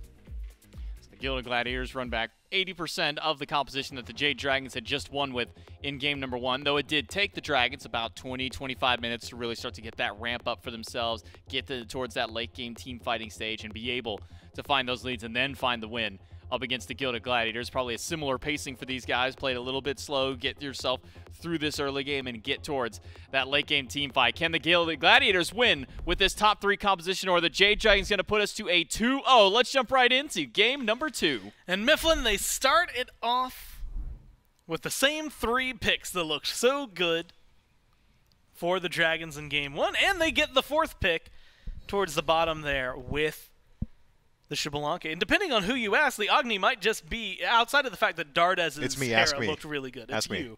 How do you like the Agni compared to Hera? Last time it was, I believe, 64 in favor of the Dragons. This time, 51% in favor of the Gladiators, which looks close, but considering, I would argue, some maybe name power and history, a 51's pretty big for the Gladiators. No, I think so. This draft, man. How is it? How is it that you dominate so hard in the previous game with this exact composition, and you look at the Gilded Gladiators and say, bet you can't do it. Bet you ain't me. You can't do what I do. That is... You can't make that up, man. That is potentially the best top 3 you could ask for in current meta and current year on current date. This is... I said it last time, I said it again. Draft if. Draft if. I am favoring the Gilded Gladiators here.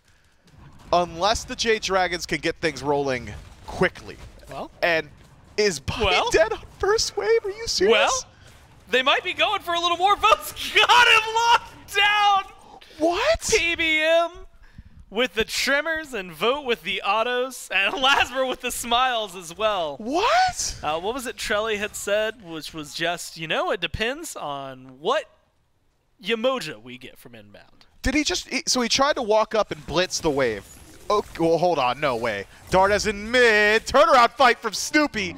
Knocks him down. LASBRA nearby, leaps in, jump is good. Kyrmi's the target. Just a few more auto attacks. Is it going to happen again? Is it LASBRA's turn? It is! Snoopy with the double kill Gore. That is ridiculous. LASBRA, post-mortem knocks down Kyrmi, but that is a wild start.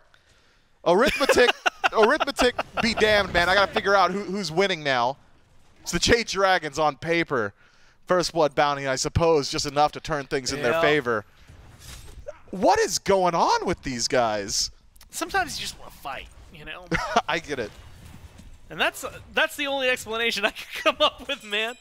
I don't know. Hera's always, I mean, we had said it was an interesting choice last time. And maybe not as interesting this time around. Nika's just going to get bullied. What is happening this game? Huh. Things are... It's a clean kill. Yeah, things are happening. That's what's happening. The game is being played. 5 kills, 2 minutes. And it's 3-2 Gladiators with a pretty much even gold Now dash into the tower, Snoop. Go ahead. He didn't get the memo. But uncoachable. It's been aggression, aggression, aggression. Look at Kyrmi. Last time we saw Serqet this deep in the jungle, they got killed off. It was LASBRA while we were watching the replay last time around. We'll see if Kyrmi is going to get punished. As you had said in the 1v1, up to level 9, it should be Serqet. And I think we're starting to see exactly why Leap in the follow-through should be there. Just waiting on the cooldowns. Show me the cooldowns. And that's all we need. Blink is going to be there, though. That's all that matters. If you're LASBRA, and that's a good 4-star. Dardez is getting bullied by Snoopy. Mano-y-mano. And it seems like he's going to get forced back to base. A TKO. Kyrmi's not going to rotate in. Just shy of being quick enough to stop that back and maybe find a kill under the tower. Pressure, pressure, pressure. Gladiators get the comp that you like, and they're playing it. 3 minutes in, we find ourselves right back where we started at 0-0-0 the game. Dead even once more, but with disparity here or there for either side. Parity in the jungle. A level lead for Snoopy, who not only sends Dardez back to base, but zones him from an entire wave while simultaneously securing the enemy green buff on his own. And his own on the tail end. So that should be a very large lead for the Agni. Out of mid, I'm waiting on level 5 from junglers. It's Kyrmi that acquires his first. So where does Kyrmi put that pressure? Onto Bakasura, I think at this point in the game, very good. Maybe some rotations towards Duo is inbound just by the skin of his teeth. Squeaks through that wall.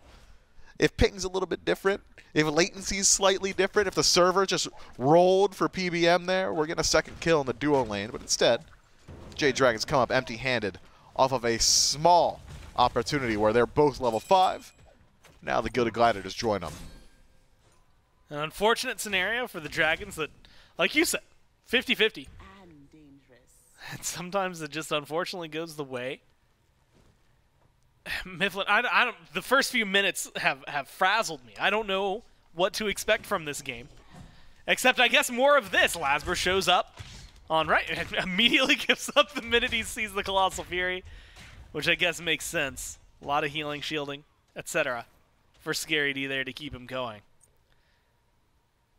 And I almost feel like we can't talk about anything or else something's going to happen on the map. But I can see where they're at.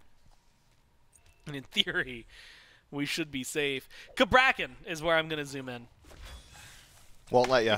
You just can't do it. LASBRA ult onto Kyrmi. Kyrmi ult onto LASBRA. LASBRA's a little bit lower. You just need the auto. The tick damage is doing a lot. You get a Riptide. The help from the dash is there. And Kyrmi is going to find this kill. Mifflin, I'll just let you have it. Well, we're going to hit an inflection point soon, Gore, where that's not going to be happening anymore. Yeah, you said level 9. Yeah, itemization may be a little bit more important. Level 9 is an estimation of when you finish up that second item. So once LASBRA gets there, we'll have a little bit more leeway. If he's able to catch up, that is. If Kyrmi maintains a 2-level lead, doesn't matter exactly how poor that matchup is. Kyrmi will just have the burst necessary to deal with LASBRA, and if he catches him pre-ultimate, well, you don't have beats, so the combo just going to connect every single time. PBM has not rotated out of this lane, Gore. Staying in the duo, has a decent matchup in a Xbalanque, but likely required to help out in mid. Stu walks into the jungle, loses his beads, but will also lose his purple buff in exchange. That maintains his life nonetheless. The positioning of Snoopy so far this game has been hyper aggressive. On tower line, poking Dardez, walking into the enemy jungle on his own. And you'd think, and as Charlie had highlighted, you would think this is a composition from the Jade Dragons that is very well suited at dealing with an Agni, especially one positioning, as Snoopy has. But that is all contingent on PBM. When is this Cabrakan going to rotate out? When is he going to try and put those walls around Snoopy? When are you going to try and lock him down? When does he become the target? Hasn't happened just yet. Well, they're going to put some lockdown onto Inbound. One more auto. LASBRA gets the kill. What's he doing there? Hanging out. His teammates weren't even there. No. Look, I'm going to be honest with you. Some questions just don't have answers. And I think that's one of them. And I feel like that happens. Look, it's 50-50 sometimes when you're talking about Inbound's positioning. Kyrmi in the jungle. Again, you had said there's going to be an inflection point eventually. We're not there just yet. Yeah, still, I mean, a level and a half. Walls too late there. Snoopy uses the beads, which is good just to get the disengage fully. But you got to feel bad. I mean, that's twice now. Mike maybe has a lockdown that leads to another kill that just slips right through his fingers. Yeah, last time I would say nobody's fault. This time Mike's fault, blinking from Kyrmi, but that should fizzle the fight. Xbalanque ultimate from Stu. Expended, trying to make sure there's a bit more lockdown there, but too close to the tower line, I think, for the Gilded Gladiators to really sink their teeth into that engagement. Had PBM stunned and then thrown up the walls, there is no answer for Snoopy there, but PBM decides that he wants to get a bit fancy with it, perhaps waiting on the dash from Snoopy, wants to catch that, or maybe he wants to do a little bit more damage with that second ability first. Either way, loses his opportunity, and Snoopy, in exchange for his beads now, forced to retreat, but makes it out with his life. PBM doing a good job burning through these relics so far. Stu, still 30 seconds left on his beads. Could be some opportunities for LASBRA on the other side. Scary D tries to get aggressive on the blue buff. It's secured by Nika. And look, they had a rotation coming their way. And it's still technically hanging around. Inbound, Snoopy pulling the red buff. And there's only so much you can do in this kind of instance if you're Dardez. We got to see what the Hera can look like when it gets ahead and when it has a lot of support. And I think what we might be seeing, at least as of right now, is the opposite of that. Fight around purple going one way or another. LASBRA taking a lot of poke from Inbound. Inbound left on his own. Does play carefully this time. Falls back. So you're looking at small invades. Some working out slightly favorably for the Dragons, but nothing too crazy, Mifflin. After 5 kills in 2 minutes, we've only gone up 2 more since then. And the gold shifting ever so slightly in favor of the Dragons. Yeah, experience, though, dead even, which probably just better for the Jade Dragons at this point. 1 level lead for Vote. Mirrored on the other side by Kyrmi. 1 level lead in the jungle. Otherwise, a bit of parity, maybe a half level. In the soul lane, we'll see that closed up as Nika clears out this wave, I believe. Not exactly enough of a lead anywhere on the map that you can really force an objective, I don't think. Wow, Nika actually further behind in experience than I'd assumed. Significant grouping on the left here from the Jade Dragons. Potential to look towards the Fury, but spotted by Inbound. We'll go ahead and fizzle there. We're starting to hit some massive power spikes, though, and a difference in builds. Vote elects to go Bladed Boomerang in second slot. A build that we have not seen in a good long while. Spectral Armor, of course, now being an aura. Means you're going to get less value. Dardez in trouble in mid. The poison spread. Snoopy gets another. Maybe they can do something here. Mike chasing down some kills. He's kind of alone. LASBRA trailing behind him too far. Sometimes you just go in, you get the kill, you get out, and that's exactly what they set up here. Beads just now coming back up for Dardez. So it was a good, well-timed engagement from the Gladiators. And Mifflin, last time we got a good 5 minutes of aggression for them. This time they're keeping it rolling. Yeah, but have not solidified a lead like they did previously. The Jade Dragons have been fighting back at every turn. Some of these targets in the Jade Dragons have become very difficult to deal with very shortly. Is that Doomorb second slot from Dardez? Everybody going a little bit different, a little goofy in the builds today. I mean, movement speed, power, penetration. Sounds good on paper. LASBRA has retreat path over the wall. Will make his way out of there. And this right here, let it be a perfect example of one of the strengths of Vamana. We've seen it a couple of times, rotations from LASBRA, ultimate from Scary D. Okay, I'm done. I'm sorry, it was just a prank. I'm not really trying to kill you. And Scary D is able to disengage. But that level of threat tied to your ultimate also allows you to play haphazardly in base stance. Let me walk up into a 2v1 on your blue buffs. Let's see what you got. Well, hello, Gold Fury. Dragons get a just in time. Kyrmi walks up, tries to get something done. That's going to be massive. What was approaching 2 full levels is still just sitting around 1.5 for Snoopy in mid, 2 levels for Vote in duo. You had mentioned the experience a little earlier, but the gold has been going the other way. Snoopy finally getting pressured, and LASBRA finds the kill. Inbound isn't going to escape this time either. What? Dardez gets one, LASBRA gets another. Pyro should be free. Kyrmi needs to play this carefully. Hanging around the Pyromancer. There's a lot of dragons here. They get the lockdown stun. The CC chain. What? It's too strong. They kill him. They get Pyro. And man, if we were any further in the game than 12 minutes, that's a Fire Giant. Gore, what? They're just, the Gilded Gladiators are just 2 stacked on tower line, staring at LASBRA. LASBRA has Blink. That's simple. Let me step up. Shouldn't have probably been here, huh? Snoopy knocks him down. Finds the second. Kyrmi solo contesting versus 3 or 4. If you want to take Nika into account as well. Easy stun and a kill combo there too. The Gilded Gladiators just felt like they didn't have a plan for the aggression. The plan was to be aggressive. Nothing afterward. Now PBM sticks around. I'm willing to forgive this death if he does fall, considering how much they had just gotten. Will Mike make it out? No way. This has got to be illegal, man. It just can't be legal. There's got to be something in the law books. Code 3, Volume 6 of the Codex.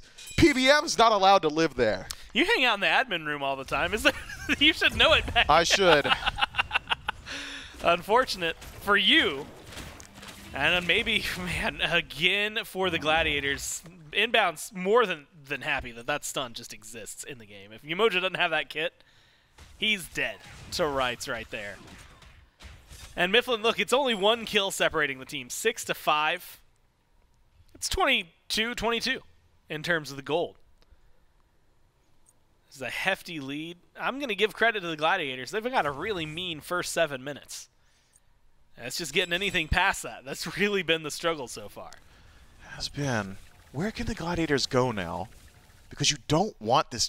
First off, the mental damage it would be to get absolute draft diffed and then handed the same draft and then lose with it. That mental damage, that is crushing. Insane. That would be absolutely crushing. So the Gilded Gladiators probably have that weight riding on their minds right now. Where do you go to put this pressure? Where do you alleviate it? Where's your playmaking spot on the map? It has to be wherever Kyrmi is. For the Jade Dragons, it seems to be wherever Inbound is. 0-3 already on this Yemoja. I'd like to see Kyrmi continue pressure onto Dardez. The damage follow-up from Snoopy has been perfect, and Dardez has elected to forego Aegis. Shell's useful. It's not going to stop at all. So, an ultimate there, a couple of bombs from Snoopy. Might just be enough. It's the only place that's been consistently working out for the Gilded Gladiators. Otherwise, we have hit the inflection point now, where LASBRA is just going to win the 1v1 up against Kyrmi. Maybe you can focus Mike. Mike's gone for not the tankiest build on the planet. Teamfight presence from the Gilded Gladiators should be good as well because they are severely lacking for aura defense on the Jade Dragons. But you don't want to be teamfighting from behind and there's no POI to force it. Instead, it's the Jade Dragons likely who will be proactive around that Primal Fury. Take a peek at the vision on the left-hand side. They have got complete control around the Gold Fury pit. And they've got decent burn to boot. It's got to be Kyrmi. Kyrmi's got to be the difference maker here. Stu, still waiting on some of those big power spike items. Not exactly going to get a whole lot done. And that's all you're going to get with Kyrmi's ultimate. You force out votes, but one of those is much more valuable than the other. Yeah, Vote still has beads and Aegis. Should be feeling fine. Maybe the disengaged distance won't be there. Scary D, deep in the Dragon's backline. The rest of the team has dropped the Gold Fury, so it's not just zoning. He's looking for a kill. He's chasing down Dardez, doing the damage. He's got it for the kill, and they've locked down Mike as well. Walls are up for the Cabrakan, but the rest of the team shuts down the Vamana. LASBRA comes in. The Bakasura needs to go big here. They need more from the Dragons. It's going to go 1-for-1 mid for solo. Fury was left behind. Doesn't look as if the Gladiators feel confident in their ability to pull it. Kyrmi was looking for maybe another kill, another pull. Instead, stays 1-1. The Gladiators walk away. This is a very squishy build from Scary D. We've seen these items. We've seen them in the majority of Vamana builds, but maybe not in this order. Hasten Katana so early allows for plays like that. Dardez just has to roll his eyes and say, well, I did literally everything I could have. I popped my shell. I desynced it with my own personal shield. I'm walking in a straight line. There's nothing I could do to avoid this. But he is squishy. I mean, look at this damage now. Scary D can't fight into this. Yeah, has to be careful. Yeah, Jutsu used to buy some space, but the tower trading works out well. Scary facilitates a kill for Stuart. And Vote goes down for 30 seconds. Primal's up. Mike just started trimmers on the FG. There's no way. Oh, they pulled it. That they're looking to hold on to it. This is going to take a while. Gonna hold on to it. This is such a ludicrous idea. Kyrmi has to notice. Kyrmi, yeah, he sees it. But he didn't check until just now. I can't blame him. Lights are off. Argus is down. Scary's Mike gets here. thrown around. Fire Giant's getting low. Do they commit? Kyrmi's gone. And that's going to be a walk-in. Scary D gets Dardez. Mike goes down. Fire goes to Dragons. But you lose 2 in the process. Oh, this is not great pathing, LASBRA. Oh, LASBRA tries to stay alive. Nope, with the Hasten Katana. That's all you need. Double for Scary D. 3 gone on the Dragons. And Mifflin, I'm going to be real with you. I'm a little lost. I need a map. Yeah, the pace of game here has been weird. Insane. It's strange, isn't it? That Fire Giant call, I like it. I like it in idea, but once Scary D gets there, things turn around almost entirely. Maybe if one more member of the Jade Dragons is able to join with their team, that goes a bit more clean. But at the end of the day, it's 3 for Fire Giant. The 2 rather, remaining with Fire Giant, Nika and Vote. Maybe strong enough that you could knock down a tier 1 tower. I don't think you want to push into a tier 2. Not like this. I mean, the Jade Dragons maintain a minuscule gold lead experience.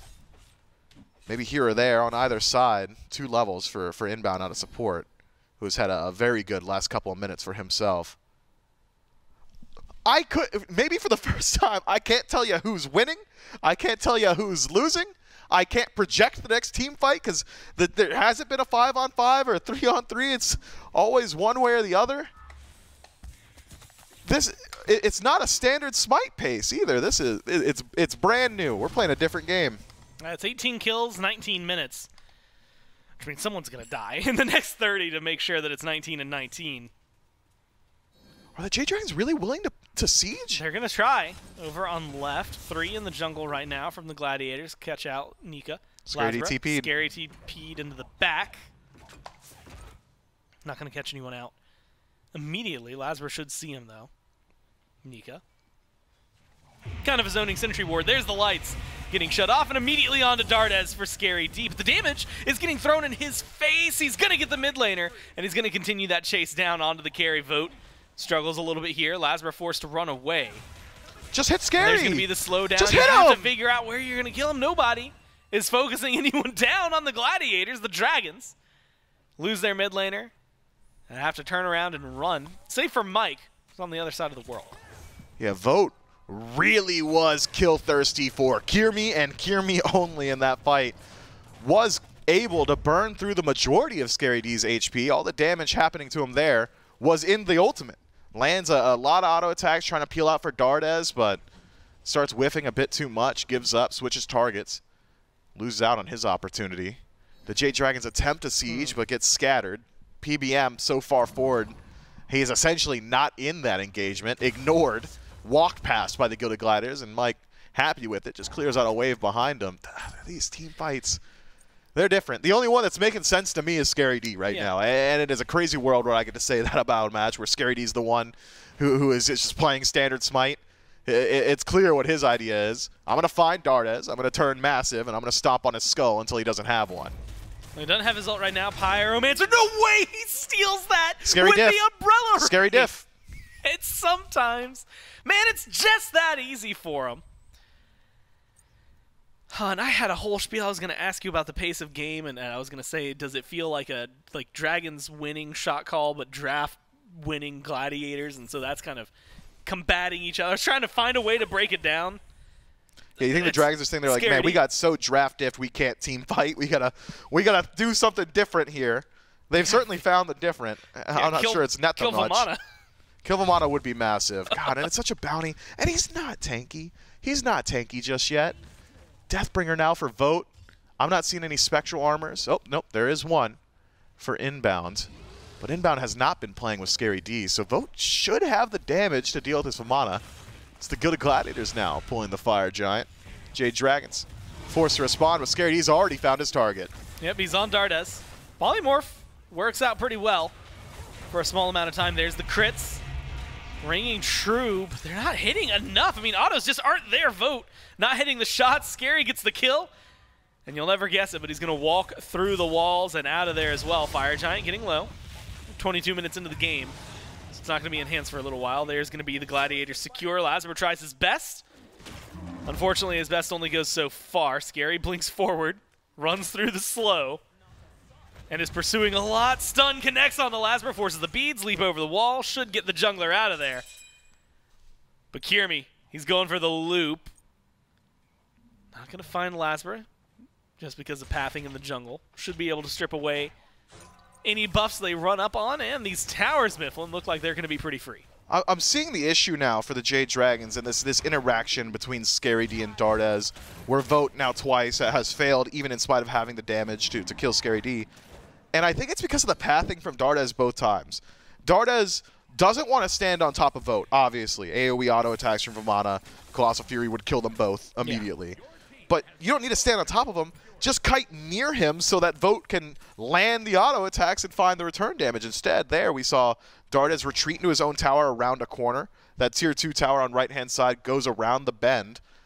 Vote can't auto attack through walls. He's not Ram, so sure, it doesn't look great where all this, there was damage and then there wasn't, but I don't think we can leave that one at the feet of Vote. This is Dardez in a fight-or-flight fear response, fleeing to his own bastion of safety, but he misidentified it. Your bastion of safety is Vote. He's going to be the deterrent. He's going to be the one that generates enough damage that Scary D can't just stick to you. That tier 2 tower is not there to protect you. This late in the game, you're there to protect it, and Scary D able to grab his kill and disengage immediately afterward.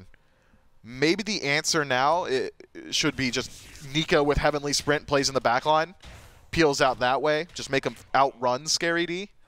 Haven't seen it just yet because Nika's been trying so hard to zone the rest of the team.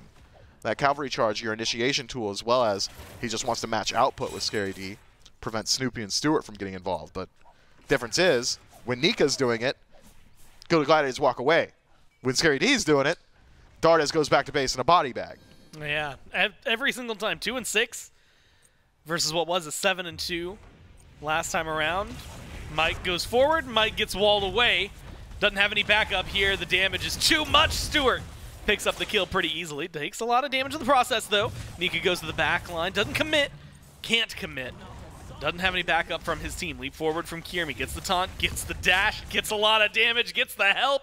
And Stuart finds himself a second. The Phoenix goes down on left as well. The siege looking good for the Gladiators. Plenty of time on the Fire Giant. 20 seconds to knock down one remaining Phoenix. It's a blink in from Kyrmi. Doesn't connect the CC. Phoenix falls nonetheless. And the Gilded Gladiators have now broken the base of the Jade Dragons. Can resustain a bit. Maybe fall back towards that Pyromancer because they have done enough here. The Jade Dragons, they gotta think. They're thinking to themselves, so this is what it feels like, huh? To play against that draft, and it doesn't seem like it feels all that good. Yo, you remember how good that was when we had it? You guys remember when Nika was the one just walking into the back line? Man, 6-1-4. Vamana for Scary D.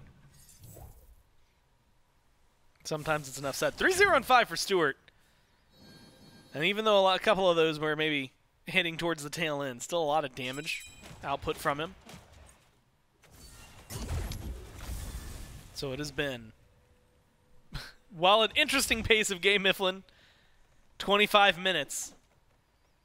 We're going to be waiting for the next FG, but the Gladiator's still in the driver's seat. 2 Phoenixes down on the other side. Dragons left to defend. No Phantom Shell yet for the Dragons either. Yeah, Dardez hasn't had the economy to upgrade. Yeah, I mean, Inbound hasn't hit like a massive ultimate either. Usually it feels like Phantom Shell at the pro level is, oh, did we just lose a team fight to River's Rebuke? Okay, I guess I'll buy it. Hasn't happened just yet. They've been losing the team fight to Scary D, so... He's already got the shell to deal with that. It's yeah, not doing maybe it's anything. a world you get like the hastened shell, where when the shield breaks, you get additional movement speed. Could help you run away, perhaps, from Scary D. It's hard to say.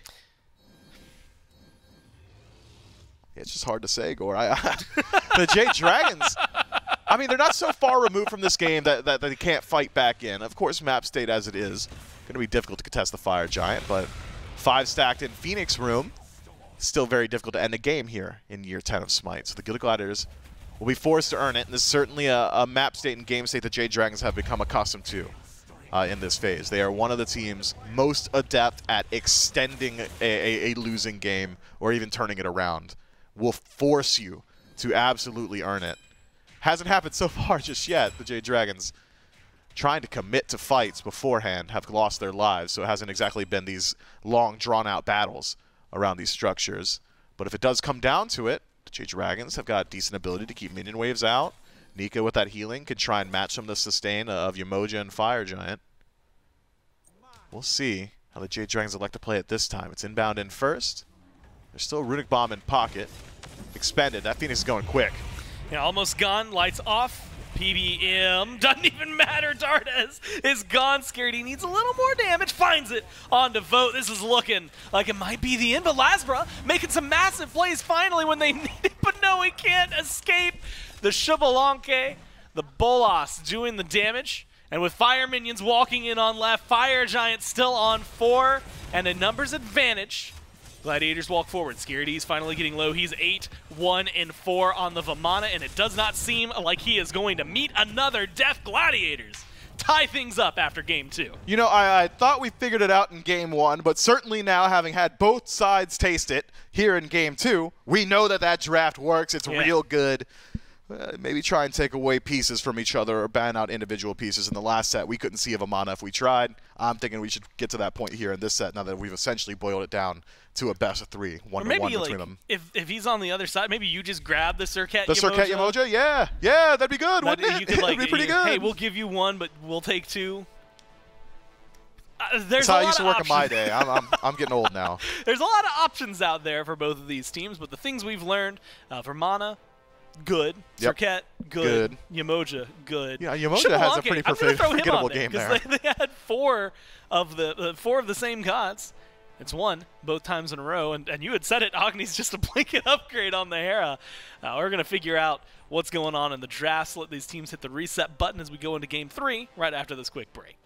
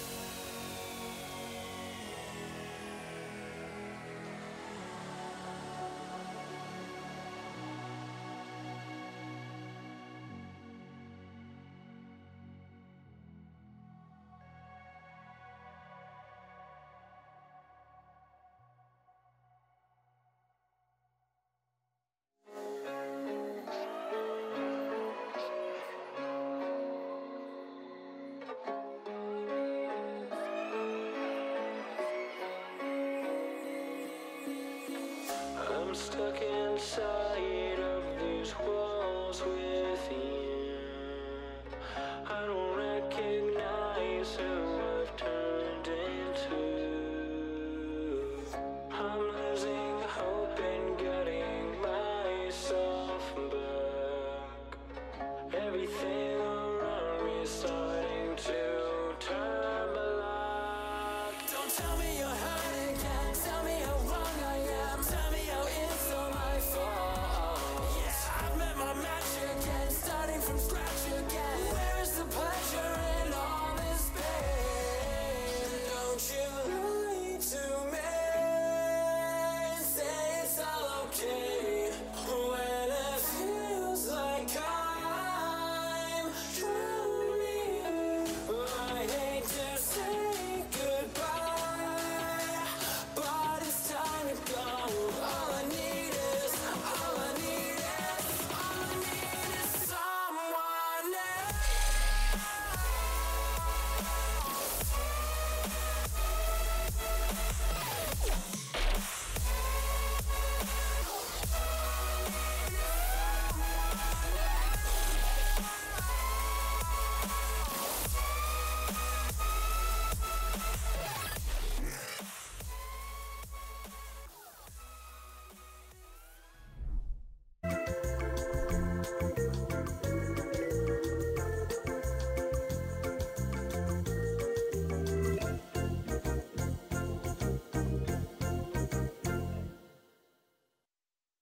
So it turns out when you give 80% of a composition that did really good in game number 1 over to another team, they do pretty good with it in game number 2. The Gilded Gladiators, with almost the exact same draft that the Dragons won with in the first game, went out in game number 2 in almost similar fashion, Charlie. A lot of back and forth to start the game out.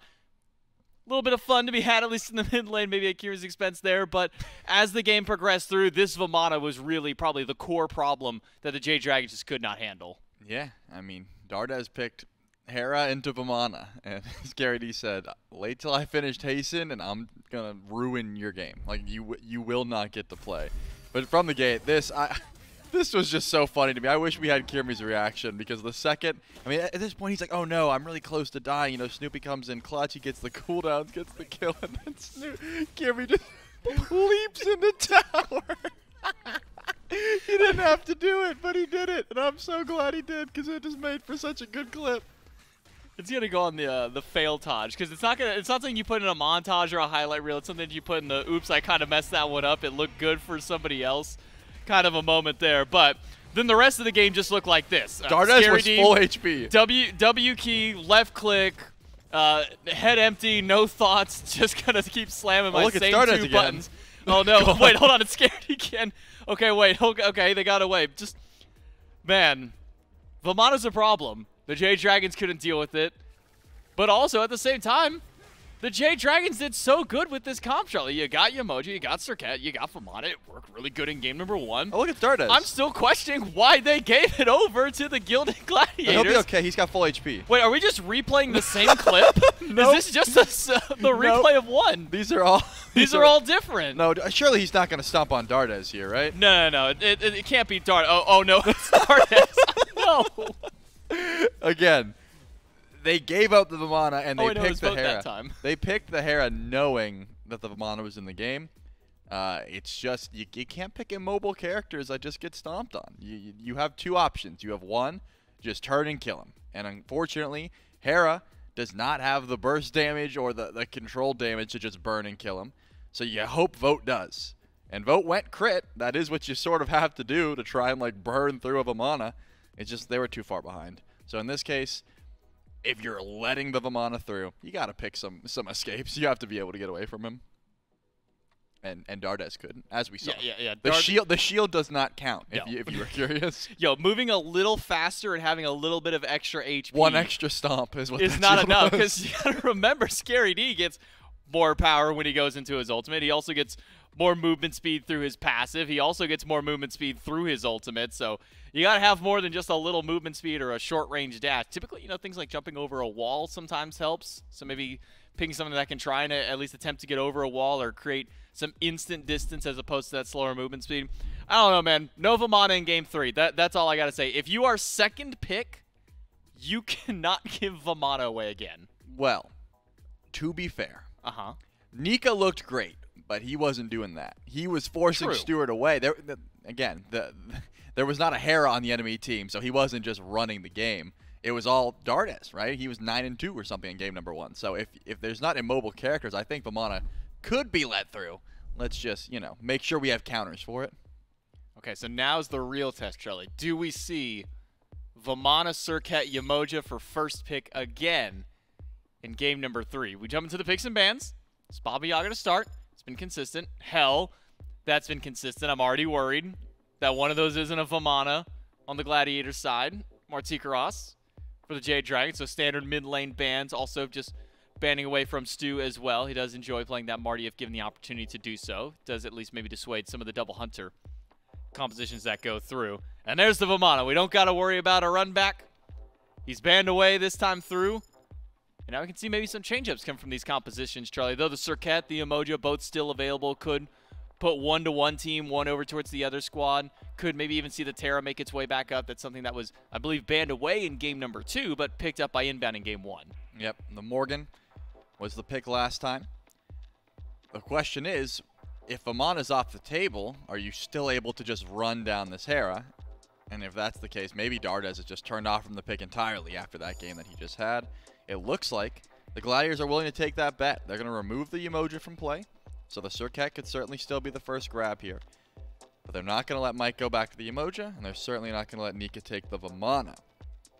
The Morgan is still an option, though. That is something that Dardez could choose to go to. But yeah, I'm thinking Serqet's a smart grab. Both of these junglers still have looked pretty solid on those picks. And now let's see. Will they just go for Terra and X pick? I think that's been usually the call is just, hey, we'll grab Terra and something. But you are giving up that Serqet, so you have to watch out for the early pressure that Serqet's going to provide. And in this case, solve for X, the variable was Hercules. Yeah, so Hercules and Terra for the Gilded Gladiators, a pretty staunch front line for the Jade Dragons to have to try and break through and try and avoid with some of the great CC that both of them provide, the knock-up push from Hercules, the stun, the root that Terra's able to provide, as well as just the protections and the healing that really come for both of those guys, whether they be just individually or for your entire team there. So now, at least that a couple of the problems from the first couple of games have been removed, what are some of the new options now for the Jade Dragons, for the Gilded Gladiators, to kind of continue their compositions through? Hera has gone through for Dardez twice. We'll see if he ends up wanting to play that a third time through, but I imagine if he does, probably not something you pick up in the top 3 before you see some more of the composition around you. No, you don't. You definitely don't have to grab the Hera here. If you want to play the Morgan, you should probably grab it here, but that's something that the Gladiators assumed that the Jade Dragons would want to go to. That's not something that Dardez has went to, too consistently unless they have an option for the Morgan to turn into. I think double Serqet is fine, but it's not enough for me to be like, oh yeah, this is a Morgan game. Like, this is going to get immense value. So wouldn't hate if they hold on to Dardez's pick until later on. Of course, you could just try and prioritize what Vote wants. I think the Rama could be a flex pick, as we've seen in both games, honestly. I think the Dardez and Vote could play that if you want to try and grab it before this next wave of bans. The Nox was taken away from Mike last time, and I think it has a pretty great matchup into the Terra. You stop her dash before she breaks her stone, doesn't get a second one, put her out of position. Easy lockdown, easy setup for your team. And already, I see plenty of beads burn here for the Jade Dragons. Yeah, Serqet with her full kit. Nox almost always a guaranteed beads burn as long as you grab one of the squishies, have someone nearby. And now Hachiman to round out the top 3 of the Jade Dragons. So, question is now, what will Stuart maybe go over towards? The Marty's already been banned away. Hachiman taken from him. We've been seeing Rama and Heimdall as kind of bans that do typically flow through for the Gladiators. The Cernunnos still available as well. That's something that's been picked up a couple of times in response to Xbalanque. So maybe less questions for Stu. But maybe more so what would Snoopy might want to go towards in a comp like this. You have the Serqet, the Nox, both gods that can lock you down really easily. Is there maybe a safe pick that kind of pops up to you that could be something that Snoopy could gravitate towards? Just the Merlin, really. That's what's jumping out at me. It's not like Agni's not a good call as well, but the question is, what do you think is going to get banned that you have to grab here? If Stuart doesn't want the Rama, which he hasn't went to this, in this situation, he usually just lets it go, and he decides to pick his Hunter later. Because you already have Herc and Terra, it's either Baka, Merlin, or you're just picking a throwaway pick to see what the Jade Dragons go for. Because those are the kind of things that are going to be taken away. Baka, Merlin, and Rama. Those are what the Jade Dragons would think too. As you said, the Heimdall could also be a call here to try and take away. And if those picks aren't the call, then you're just going to be removed. So they do grab the Merlin. That was smart, because that is something that would definitely be grabbed here from the Jade Dragons. And now they have to say, hey, are we worried about that matchup? Are we worried about the Rama? Are we worried about the Heimdall? Because we already have our Hachiman here. And if so, then you take him away. That has been a consistent ban, has been the Heim and the Ram, but it will not be so. In fact, the Gilded Gladiators are going to force Dardez onto something new. Don't want to deal with the Hera here in game number 3, so they'll ban that one away, but that does leave Kyrmi susceptible to a few bans himself. Bakasura, which has been one of his top picks as of recent, banned away. Fenrir and Susanoo probably the next two, at least in my mind. That could be a ban for him to try and fight up against this Serqet. So we'll see what else gets banned with it. The Morgan makes its way to a 5th ban now to go alongside with that Hera, and then a Fenrir to round out the Jade Dragon. So focus on the Kyrmi there. Susanoo, again, notably still available if Kyrmi wants to go to it. It was one of his top picks throughout the regular phase, but not kind of shaking your head, maybe a no towards the Susanoo in this comp. I mean, he can play it. It looks miserable. Into Serqet and Nox. Again, Susanoo does not have that CC immunity. He likes to get in, get out. And Nox and Serqet pretty much guarantee that if you're not pre-beadsing or picking up a Magice, which again loses a ton of value into Nox, you're going to have a rough time. Kyrmi could certainly decide to go to it if he wants to, but I personally would not enjoy playing into that matchup as a Susanoo. I would want something, with a little bit more CC immunity. Thinking of Kyrmi's God Pool, a lot of that has been taken away already. He's been playing pretty much exclusively Serqet and Baka. Tried Hunbats once, didn't really work out, and I don't think would be the best option here. It's going to be difficult to try and pilot into what we've seen so far. A lot of hovering, though, and that would change what he wants to go towards. Tier, add another bit of beads burn into the mix. A lot of safety, a lot of movement, very similar to that of Serqet. And the Chronos. He did it. He did it. I'm surprised. I am a personal fan of Chronos. I don't know how great he is in the current meta just because he takes a while to get online. But if you are able to bridge that gap and get to late game, the siege part of the game that the Dragons have struggled with a bit, Chronos makes real easy. He says, "Hey, I'm gonna enhance my auto attacks. I'm gonna click Poly, and I'm gonna make sure that Phoenix goes bye-bye." So Tyr and Chronos to round out for the Jade Dragons. Kyrmi trying to figure out exactly what he wants to go with. Hovered the Susano, but will ultimately lock in the Naja to round out the comp of the Gilded Gladiators. No real big burst, at least on landing, but definitely plenty of follow-up damage and CC for the Gilded Gladiators. Between the Terra, between the Hercules to continue that lockdown extension chain, at least for Kyrmi. So now looking at what the Jade Dragons have gotten, you have a Nox Hachiman duo lane, something that can play fairly aggressive, something that really can try and control and lock down that duo sign lane. Tyr, which feels like a very safe option, even up against something like a Hercules. So for the Jade Dragons, maybe where is kind of their factor to try and find the win? Is it maybe early game pressure? Is this wait till Dardez hits 6 items, 25, 30 minutes in the game, and we win through there? Where's kind of that win con for the Jade Dragons in this comp? Honestly, I think they've diversified their damage pretty well. With Nox and Serqet and Tyr, your early game is solid. With Hachi and Chronos, your late game is solid. Your objective burn is fine. Chronos with Poly brings pretty good burst. Your only issue, I think, is trying to get this Chronos to that late game, just because, you know, Kyrmi has a pretty big target on his head saying, hey, I'm going to look for this Chronos wherever he is, try and focus him out, try and, you know, pull his beads, that sort of thing. But if you're able to keep Dardez safe, assuming that Dardez is the one who takes it, of course, we've seen some switch-ups just on this team in particular where Vote and Dardez have similar god pools, but I assume it's going mid. So if you keep Dardez safe, you could expect to see some sort of, you know, early pressure in mid. In fact, I think it was Dardez that started the blink recently, and this could be that call. He could blink in with the Chronos, look for a stun early on. You are, again, putting yourself into some trouble with the Windfire wheels, but as long as you rewind the sash, you get pretty far away. So could be a strategy they go to employ here. Serqet Chronos has some nasty kill potential at level 2.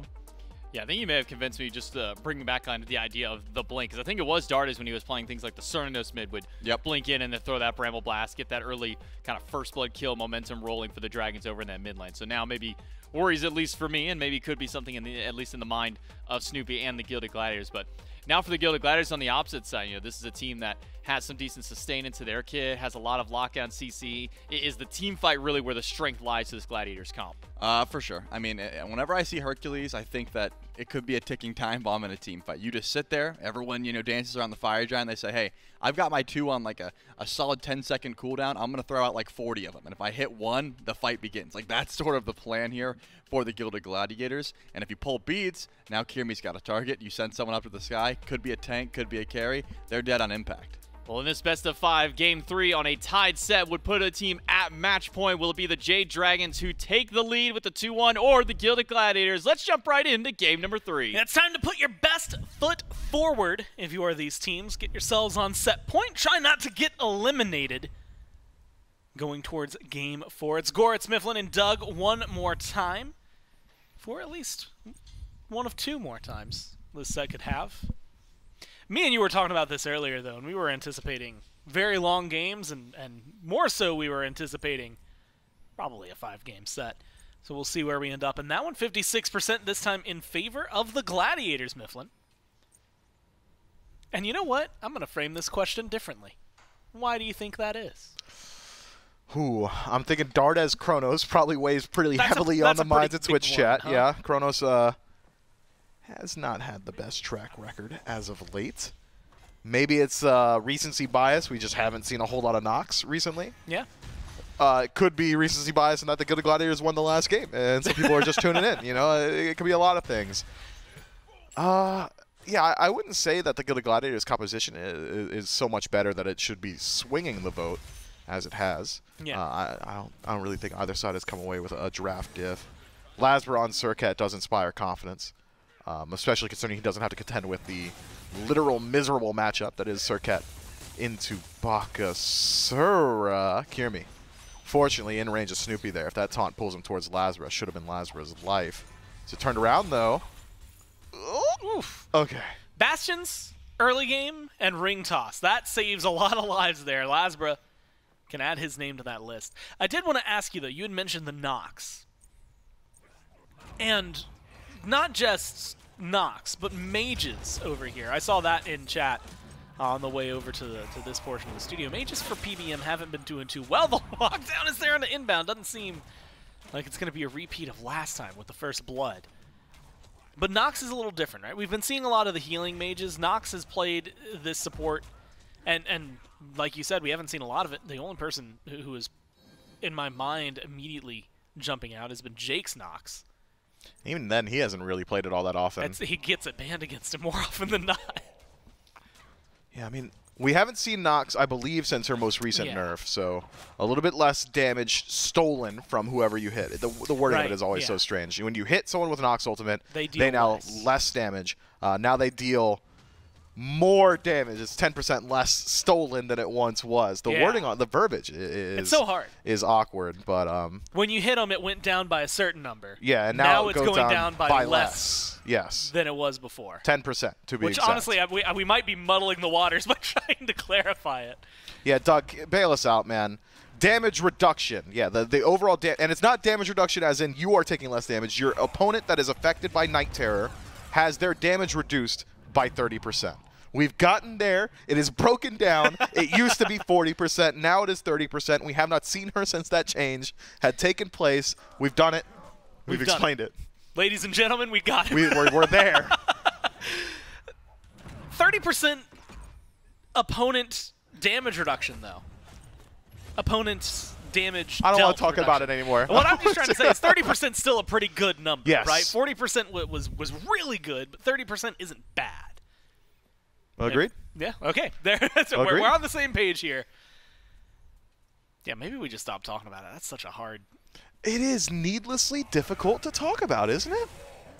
Because, like, if I say damage reduction, horrific, I'm thinking I'm tankier. Yeah, if I buy horrific, I say your damage dealt is less. Yeah. And if I hit you with it. So if Nox hits you with ult, its damage dealt is less. Yeah, whatever horrific emblem's doing, that's what Nox ult is doing. And they've got the horrific online as well too. So theoretically, you're double dipping here. I could see Mike theory crafting this. I could definitely see this being something Mike is absolutely giddy to do in the late game. Wait for Snoopy, maybe channeling like Fire Stance, see his damage, he's shredding, and then Mike drops horrific and ultimate, and all of a sudden it's ticking for 5. Yeah, that seems like a Polar Bear Michael style of play. I'm going to ruin your min-max. And sometimes that's all you need. Nox has been doing fine. I think a lot of the problems we've seen with mages, which hold that thought. Oh, he should be dead. Up in the air, comes crashing down into the damage waiting by Snoopy. Ice gets a lot done. Nox throws out a little bit of damage. Does have the splash. Root is there. And there's the horrific as well. As if on cue. But you got to hit some damage. There's going to be the slow into the stun. One more auto. PBM gets the kill. And it goes 1 for 1.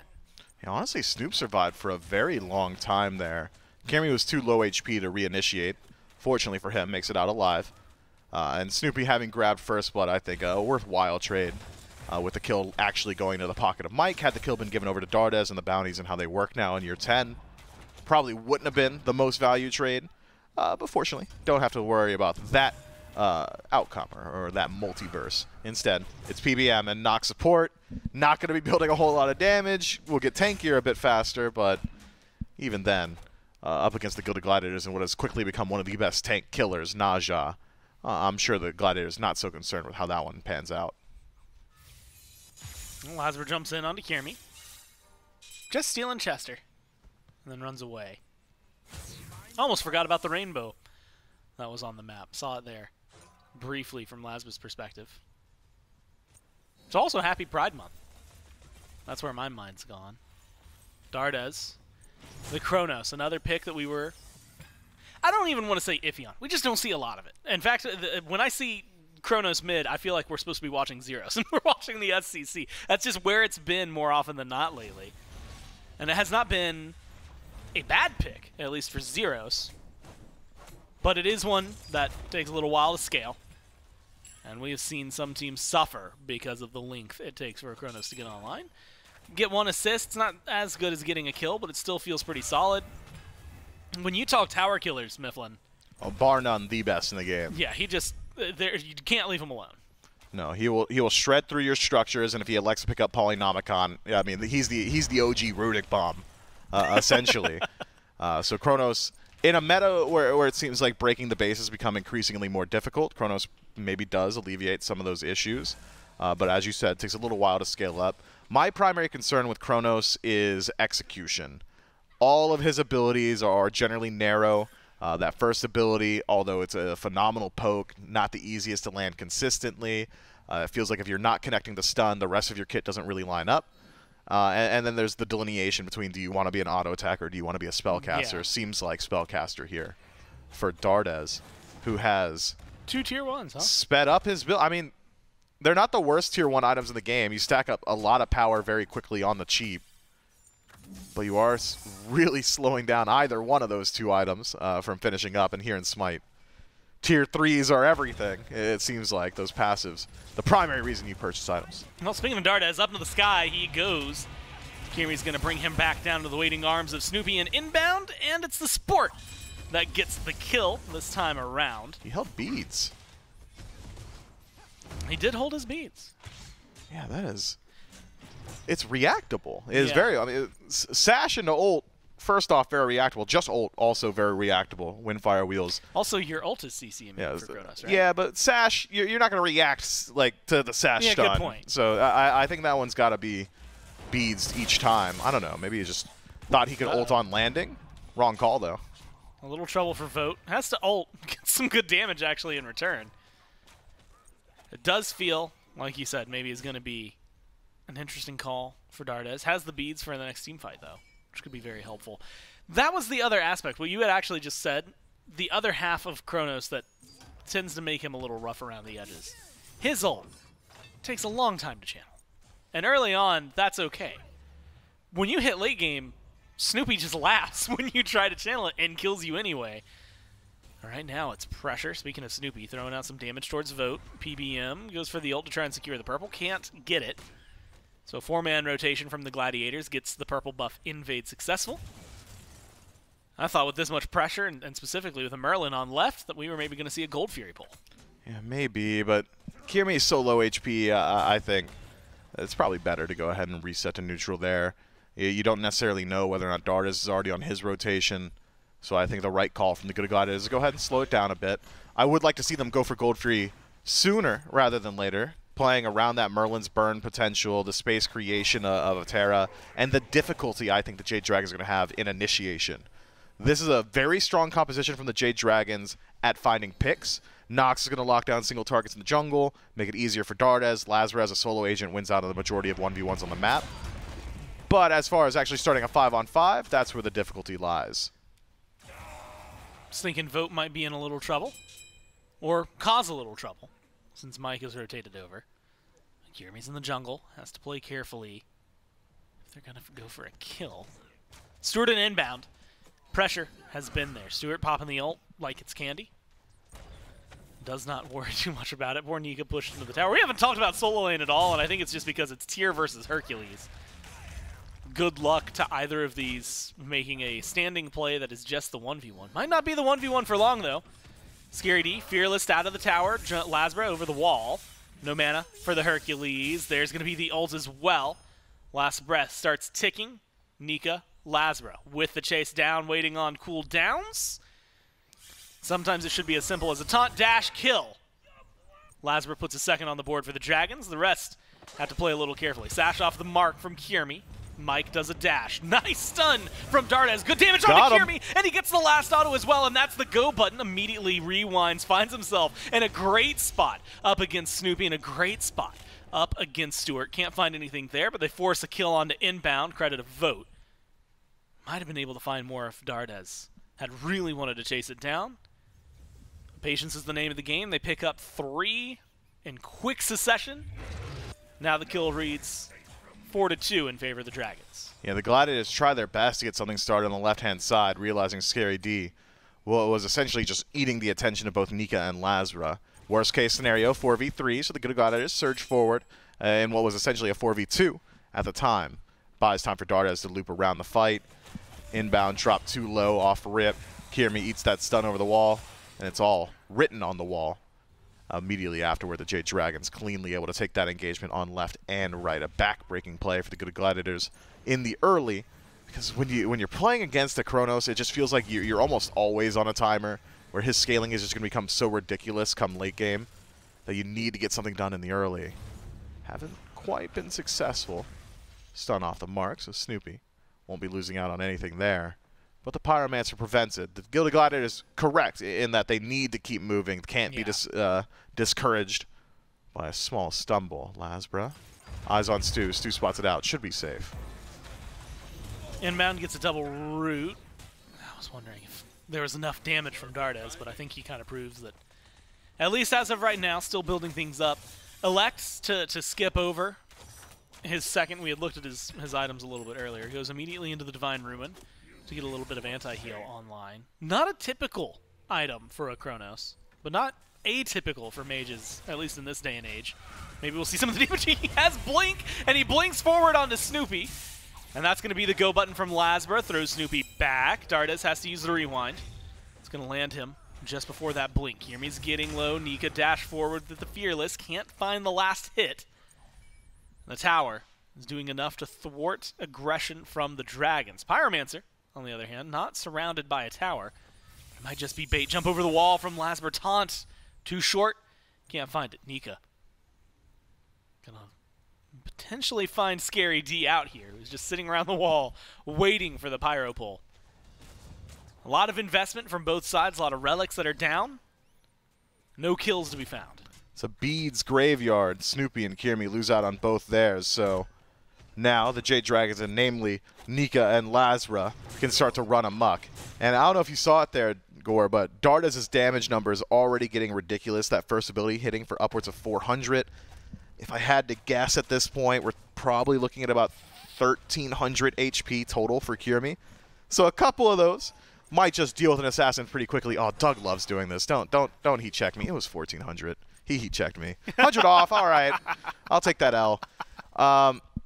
As I was saying, though, Dardez very much so in a very good position. Hasn't really had too much pressure toss his way. I believe that's the first channeled rewind we've seen this game. And with a little bit of CDR in the build, it'll be back up sooner rather than later. Unfortunately for the Jade Dragons, an attempt on the Pyromancer was made, but a rotation from Scary D is able to prevent them from pulling the objective proper. I think Dardez's mana also weighs in on the decision-making process there. But as the game goes on, and even from an even state, it's the Jade Dragons that are going to start pulling ahead, I think. It's a very strong scaling composition from the Jade Dragons. Vote, Dardez, both really phenomenal in the late game. Nox as well, really good in the late game because of her necessity of itemization. Needs to finish that mask, needs to get the prophetic cloak stacked up so that she can match some of those guardian stats that Inbound has already got on the other side, and some of the aura items as well. Teamfight presence from the Gilded Gladiators, perhaps on their mind. It's Gauntlet of Thebes immediately into Sovereignty for the Terra, with damage mitigation in the build and protections to share, or in the kit, I should say, and protection to share in the kit as well. Feels like, so long as you're playing with Inbound, you're going to be pretty tanky. Well, and speaking of Inbound, double dashes. Half the time are going to keep you alive, keep you safe, keep you away from the Jade Dragons. Pyromancer seems to be the call, though. Scary D just around the corner. If I remember correctly, they're standing, right on a ward. So the Gladiators have vision of this for at least a little longer. And sometimes, Mifflin, just that presence, I mean, that was a good reaction time from the Gladiators. And it's enough to thwart the presence from the Dragons. Pump the brakes when it comes down to neutral objectives, and you had kind of mentioned this earlier, but I mean, gold lead, 400 gold means nothing as of right now. 900 experience, honestly, across 5 players means nothing as well. Mike, maybe going to play a little bit here. Gladiators get themselves the Pyromancer. Nika looking for the fight. No, ults away. Lights turned off thanks to Stuart. And that's all she wrote. You get the objective, you get out. Yeah, Stu makes the rotation all the way across the map. Vote doesn't get a whole lot done in the absence of his lane opponent. We'll be able to push a couple of these waves in the tower, maybe even can knock down the Bastions, but as for the structure itself, it will remain, as will the Bastion. So a small miscalculation for the Jade Dragons leaves the Gilded Gladiators open with the Pyromancer, and we had already talked about how strong their composition is at burn. That's what Merlin has always done, just really deals with these neutral objectives very quickly. at this portion of the game. Spear of Desolation, Ratatahooty, Power Spikes, already there. What's the response? Jade Dragons. They've pulled a Gold Fury. It's a slow rotation from the Gilded Gladiators. I'm not sure they're going to get in time. Inbound sees it. Walls up, too late. Just like you said, damage dump from Dardez. Works out well. And I think that's another aspect we should talk about, for ult between Nika and Kyrmi. But looking towards the Chronos, we had talked a little bit earlier, ability-based and auto-based. And there are definitely builds that facilitate auto attacks. The thing I was going to say to you is more so that his autos still hit pretty hard if you're going ability-based. Like, you're still getting the power from a Ratatahooty on your base autos. And so it kind of showcases itself in that objective. But I agree with you earlier, which is just straight up, the longer this game goes, the better Dardez is going to get to look. Yeah, and Chronos is never lacking for auto attack damage. Yeah. It's attack speed that you want to build with the auto attack build. But for sure. With a full power build, he might be autoing for upwards of like 600 on objectives, late game structures as well. You're playing the Heimdall version of Chronos instead of like the Apollo version. But look at what they've built around it in the composition. Your attack speed comes from Heavenly Banner. Drop that on the ground, have Dardez sitting there, and you've essentially got 2 full build hunters in the late game, one of which hitting much harder. Would really make short work of Fire Giant or structures given the opportunity. As well as the Shoguns. That said, what do we know about Vote? This is self-reported. Nobody clip it and say I'm slandering him. Don't send him to Vote either. Please don't tell him I said this. He is a player that likes to sit in lane and farm up. So I think that Wombo combo. Dude, we have a Google sheet with his email in it where he submitted that exact phrase. Exactly. Hachiman and that combo with Chronos, I think something we'll see in about 3 or so levels. Until then, it's about hanging out in lane and holding your own, which has been the name of the game for what feels like just about everybody for the last 12 or so minutes. It was a lot of action to off-rip, and since then, slowed down severely. Well, Scary D, Fearless chained into the Chronos damage. Just a little shy, though, for Dardez, at least on the one. Ult over the wall from Nika, not going to find too much. Duo lanes popping off. Kyrmi's low. Stuart's gone. Vote doesn't even need the chase down. Doesn't have to dive the tower because the last breath does exactly what you need. Still some pressure on the Hercules over on right. Gets the back off just before Dardez or Nika can find and stop it. So it's just the 2 kills, but a lot of pressure. All forced on the map thanks to 2 really successful ganks from the Dragons. Yeah, good ganks should leave both side lanes open. Tier 1 and left already taken. Tier 1 and right not too far behind it. So the first structures to fall on the Gilded Gladiators side of the map. The Jade Dragons put a little bit of global gold in their coffers. And potentially a Tier 2 as well. This is preventable. Inbound rotates out of base towards mid. Not ready for that Tier 2 push. That is a massive loss for the Gilded Gladiators. Yeah. I mean, gold just completely shifted out of control, and Vote makes his way back to base as well. So there will be no fight back from the Glads. Nothing to cost the Jade Dragons, which have now pushed their lead to pretty severe ranges. This is 4,000 some odd experience, 4,000 some odd gold as well. With a neutral objective, only 1 neutral objective feasible as of right now. You're not exactly going to pull a Fire Giant. Pyromancer, a great target for the Jade Dragons. And Vote, ADCs don't lie. If they're on the side of the map, they're going to pull it.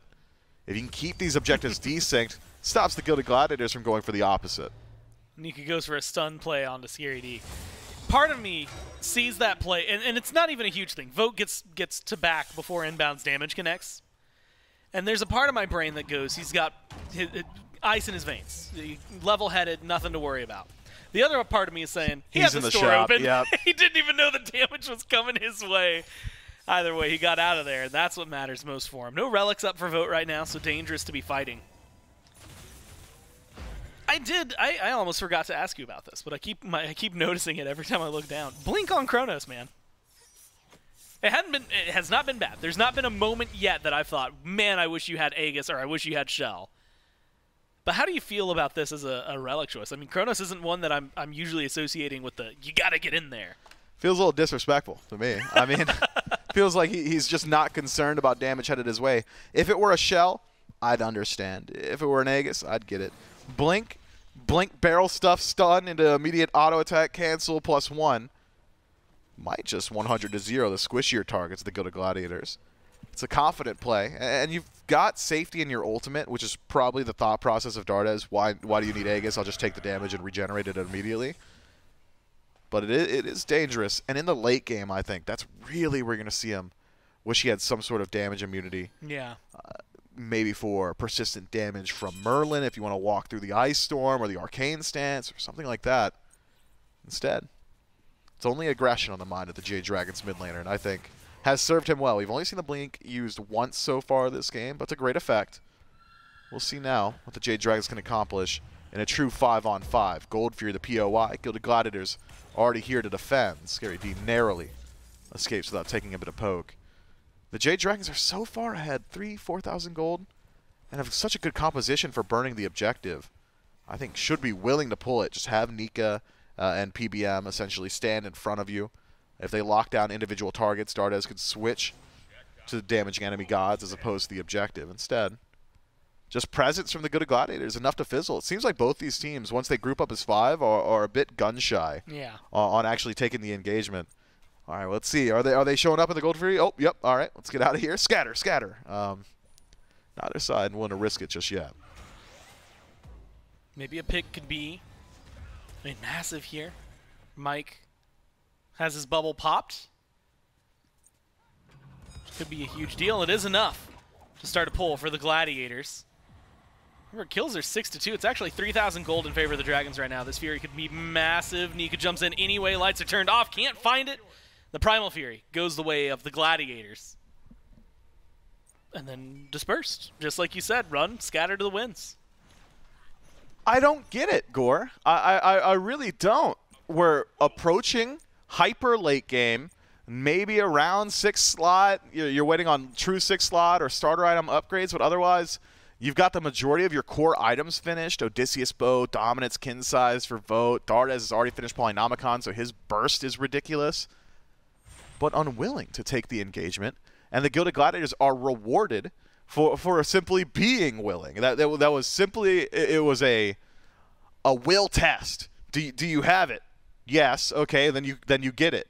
Gilded Gladiators show up to the Gold Fury, pull it, and the Jade Dragons is already scattering all the way across the map. LASBRA on enemy back camps on the right-hand side. Dardez all the way back to his own back camps, and the Gilded Gladiators aren't even concerned for the team fight afterward. Not only did they take the objective, and not only did they escape, but they did so at 0 cost. Stu's ultimate, Bracer, and that's it. Every single relic maintained. The Jade Dragons, they don't make it cost anything. That's just gold in the pocket for the Gladiators. Pyromancer, though, it's going to get started up. Pretty easily confirmed here.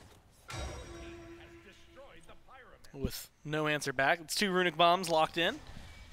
Mifflin, at this point, you've got 3 level 20s, almost 3 level 20s on both teams. Gladiators waiting for Kyrmi to get that last little push.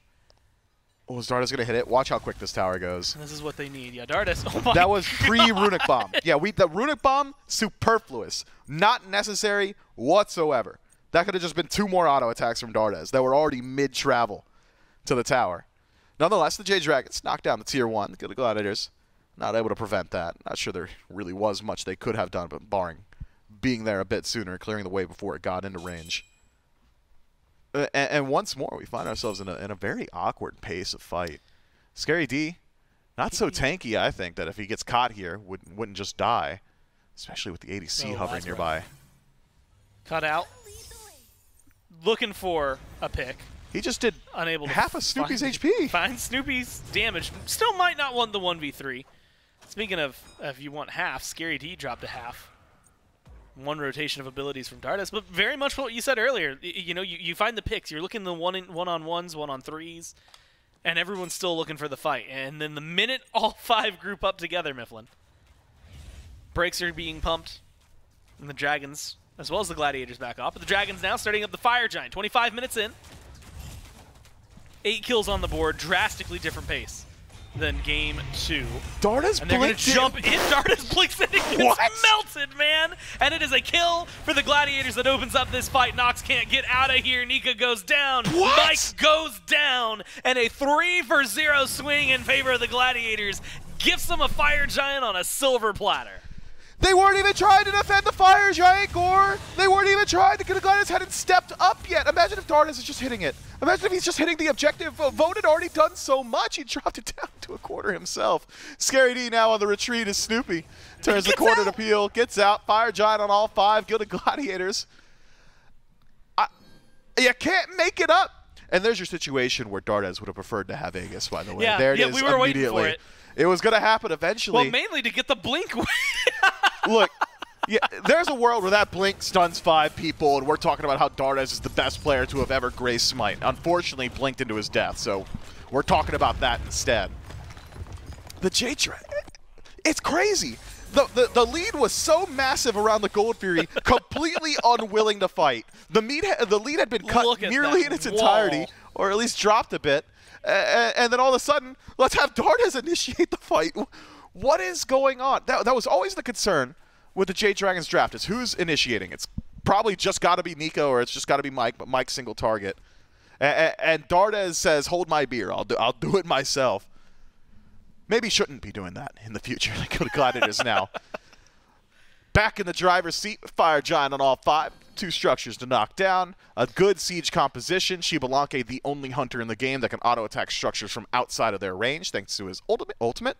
And Snoopy on the Merlin, just bar none, one of the best mages at this portion. Siege or siege defense. We'll see how the Jade Dragons fare, because they've got a non-standard mage. It'll be a little bit more difficult for them to keep individual members or masses of the Gilded Gladiators out. Individual members, not an issue, as it is single target damage from Dardez. But as far as throwing out persistent damage on field or AoE, that's where the Jade Dragons are going to struggle. Well, Primal Fury started up by the Gladiators. You had mentioned it, Tier 2 goes their way. And with the Primal, we're finally going to start to see the shift completely of the gold now in favor of the Gladiators. Pyromancer's going to be coming up soon. They have so many wards. 7 wards in inventory, 3 sentries. They're going to start dropping some to get a little bit of vision as they get aggressive.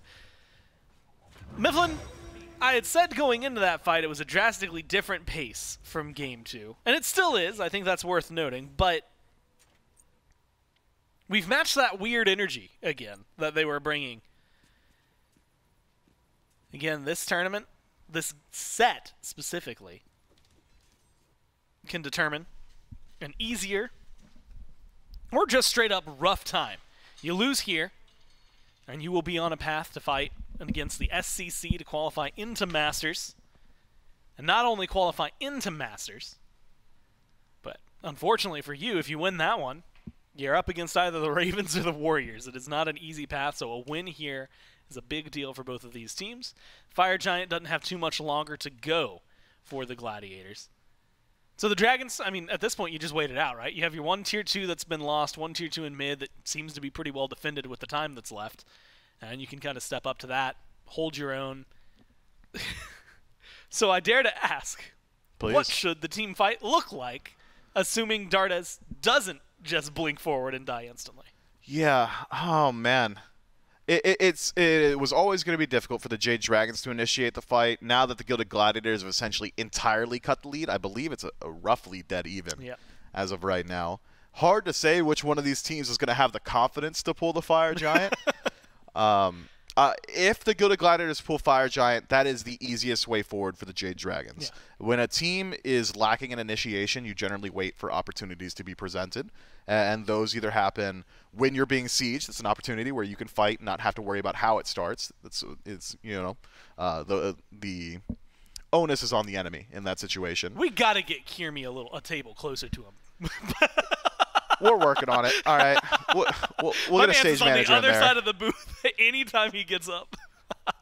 I think, Gore, we're going to be looking at a game state where both teams are saying, it's better if we wait for the other team to pull the Fire Giant. I think that is very likely where we find ourselves in the next couple of minutes, which could lead to either a very long staring contest or it could lead to Dardez blinking in again. And if that's the case... You know what? Here's the good news. Okay. Dardez either blinks in and gets something done, or he blinks in and dies, which gets something done for the Gladiators. And you know what? On that sheet, that Google sheet where, you know, voted said that he's a farm player, Dardez said he's a playmaker. One way or another, he's going to get things rolling. Maybe he'll do it. He'll break the stalemate for us. That's the world I want to live in, because it feels like if we sit around the Fire Giant for too long, well, actually, for the Gladiators, it's just intrinsically worse, right? Like, Chronos is passive. Like, he's literally just going to do more damage still. I think he has, what, until like 36 minutes? Somewhere in there. Something like that. And so you really do need to be worried, I think, about how hard you can get smacked and some of that pressure. But like you said, if they pull the Fire Giant, that might be a worst-case scenario for him. We'll figure it out. As we jump back into game, thanks for bearing with us through the pause. We find out maybe what is going to happen. So just a quick glance, 30 seconds of Fire Giant, not too much to work with. Tier 2 in mid, standing for the Dragons. Tier 2 and Tier 2 in mid and right, still standing for the Gladiators. So that's a Fire Giant that gets them Gold Fury, Pyromancer, and 1 Tier 2. Yeah. This late in the game, it feels like a little bit lackluster as far as Fire Giants are concerned, but considering the aversion to conflict that we had seen up until this point, perhaps makes a bit of sense here for the Gilded Gladiators. If you're able to push up into this Tier 2 now, you'll at least control the rotations of the Jade Dragons. If you can get eyes on all of them, makes it easier to maneuver through the jungle. Fire Giant has worn off. The Gilded Gladiators still maintaining pressure around this Tier 2. But what isn't here? It's a 5-stack. Willing to walk in regardless. Inbound seems to think so. But with Stu, a metric mile, or empirical mile, which one is it? He's a mile away. Nautical mile. He's a nautical. He's 3 clicks away, so no way this structure's taking any damage. That is the clearest feint I have ever seen from the Gilded Gladiators. And it fizzles from there. Metric or empirical? Which one do I know? I feel like we're probably... We gotta be the empirical, right? Because metric is like the good numbers that make sense. Our mile is 5,280 feet, and every single European and everybody should know just that. Cringed at that. I saw this is completely off the rails, but it was like, remember 5 tomatoes, and everyone's like, hey, in Europe you just remember it's 1,000 because we didn't have a drunk mathematician figuring things out. And that's what the Gladiators are trying to figure out. Their way to get in here. Do they need 5 tomatoes, or do they just need 1,000 meters? To try and get aggressive. Nika might be caught out. Has to use the beads and ult over the wall for the disengage, so a lot of utility stripped away just from the solo laner. Blink's still available, which can be frightening, both for and against the Dragons. TBD. Yeah, eyes on Dardez. That's smart. Oh, he's thinking about it, too. So he's going to do it soon. Can't now. He's going to be taken out of combat. Does hit hard.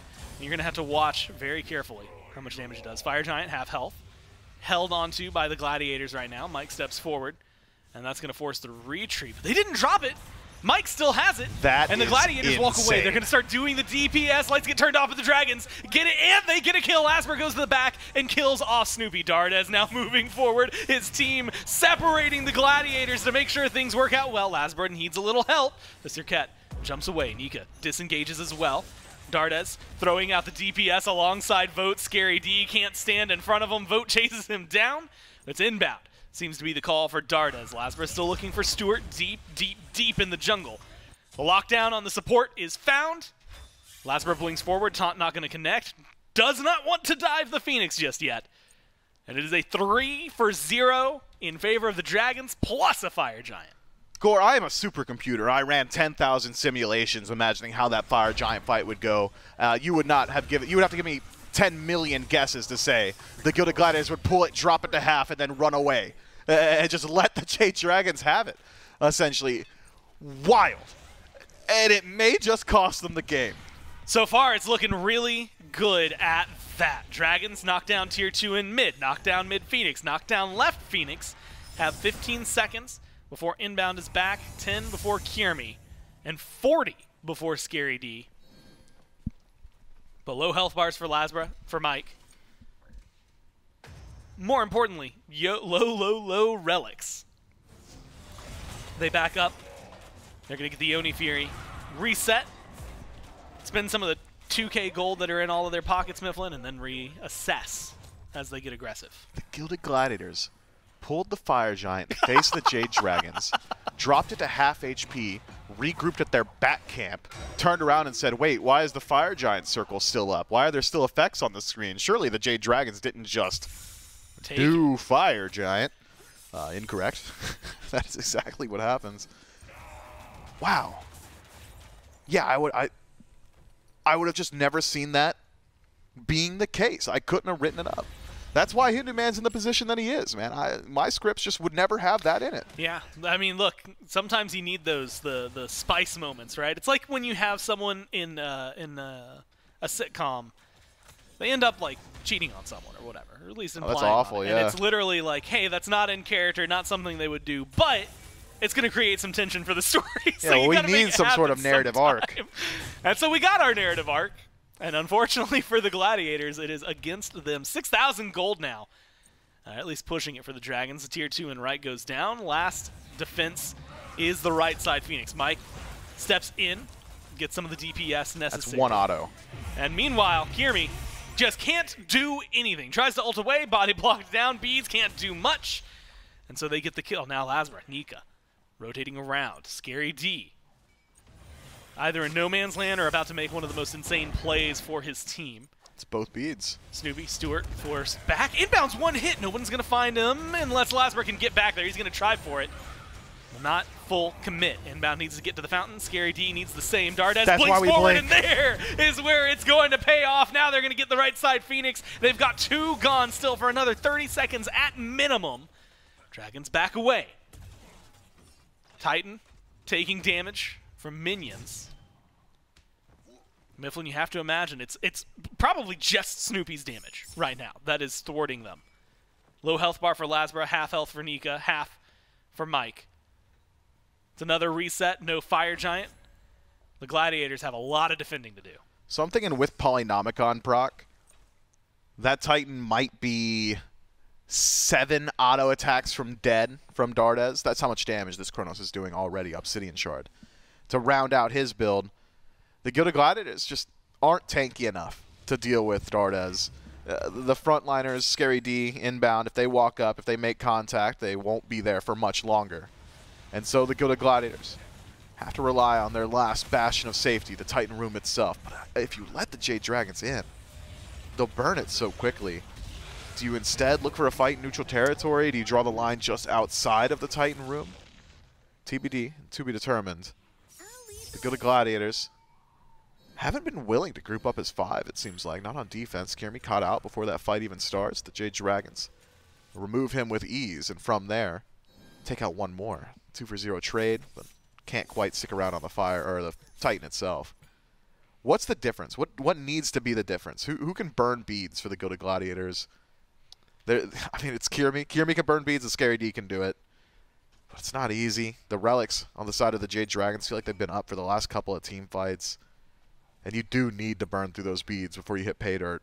Otherwise, best case scenario, Stuart puts on the scope, pops the ultimate, and just snipes Dardez with 2 or 3 auto attacks from downtown. That might be enough.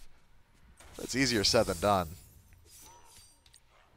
Left side Phoenix is gone. Keep your eyes on Nika, because Nika is just where the right side Phoenix would be. Waiting for the opportunity. Mike walks forward. A little bit of damage. But he dashes away. Doesn't have to deal with it. A couple autos from votes, all it takes. That Phoenix is gone in an instant. 2 runic bombs in the pockets of the Gladiators. Might not get used this game. Lights turned off thanks to Stuart, but the damage is on the Titan right now from the Dragons, and that's all they need to take the lead here in this set. 2-1 for the Dragons, and a kill to boot for Dardez. It has been an eclectic, just arcane, strange, indecipherable pace here in this set so far. And the Jade Dragons, who have always been off-kilter when compared to the rest of the league, they've always played to the beat of their own drum.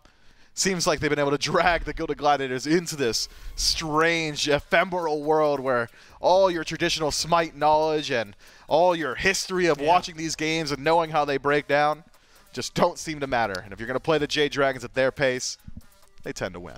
Well, in game 1, we had the lifeline that was, well, there's Vamana, Serqet, Yemoja on one side of the screen. Yeah, only so many ways you could do it. Game 2, we had the lifeline. The lifeline of Vamana, Yemoja, Serqet on one side of the screen, albeit the pacing was different there. And so definitely maybe some questions. This one, we get to just see no lifeline. What would happen here? And unfortunately, it's a Fire Giant play gone wrong for the Gladiators. Leads to a win for the Dragons. We'll see if they can close it out, send the Gladiators packing, or if we're going to 5 right after this.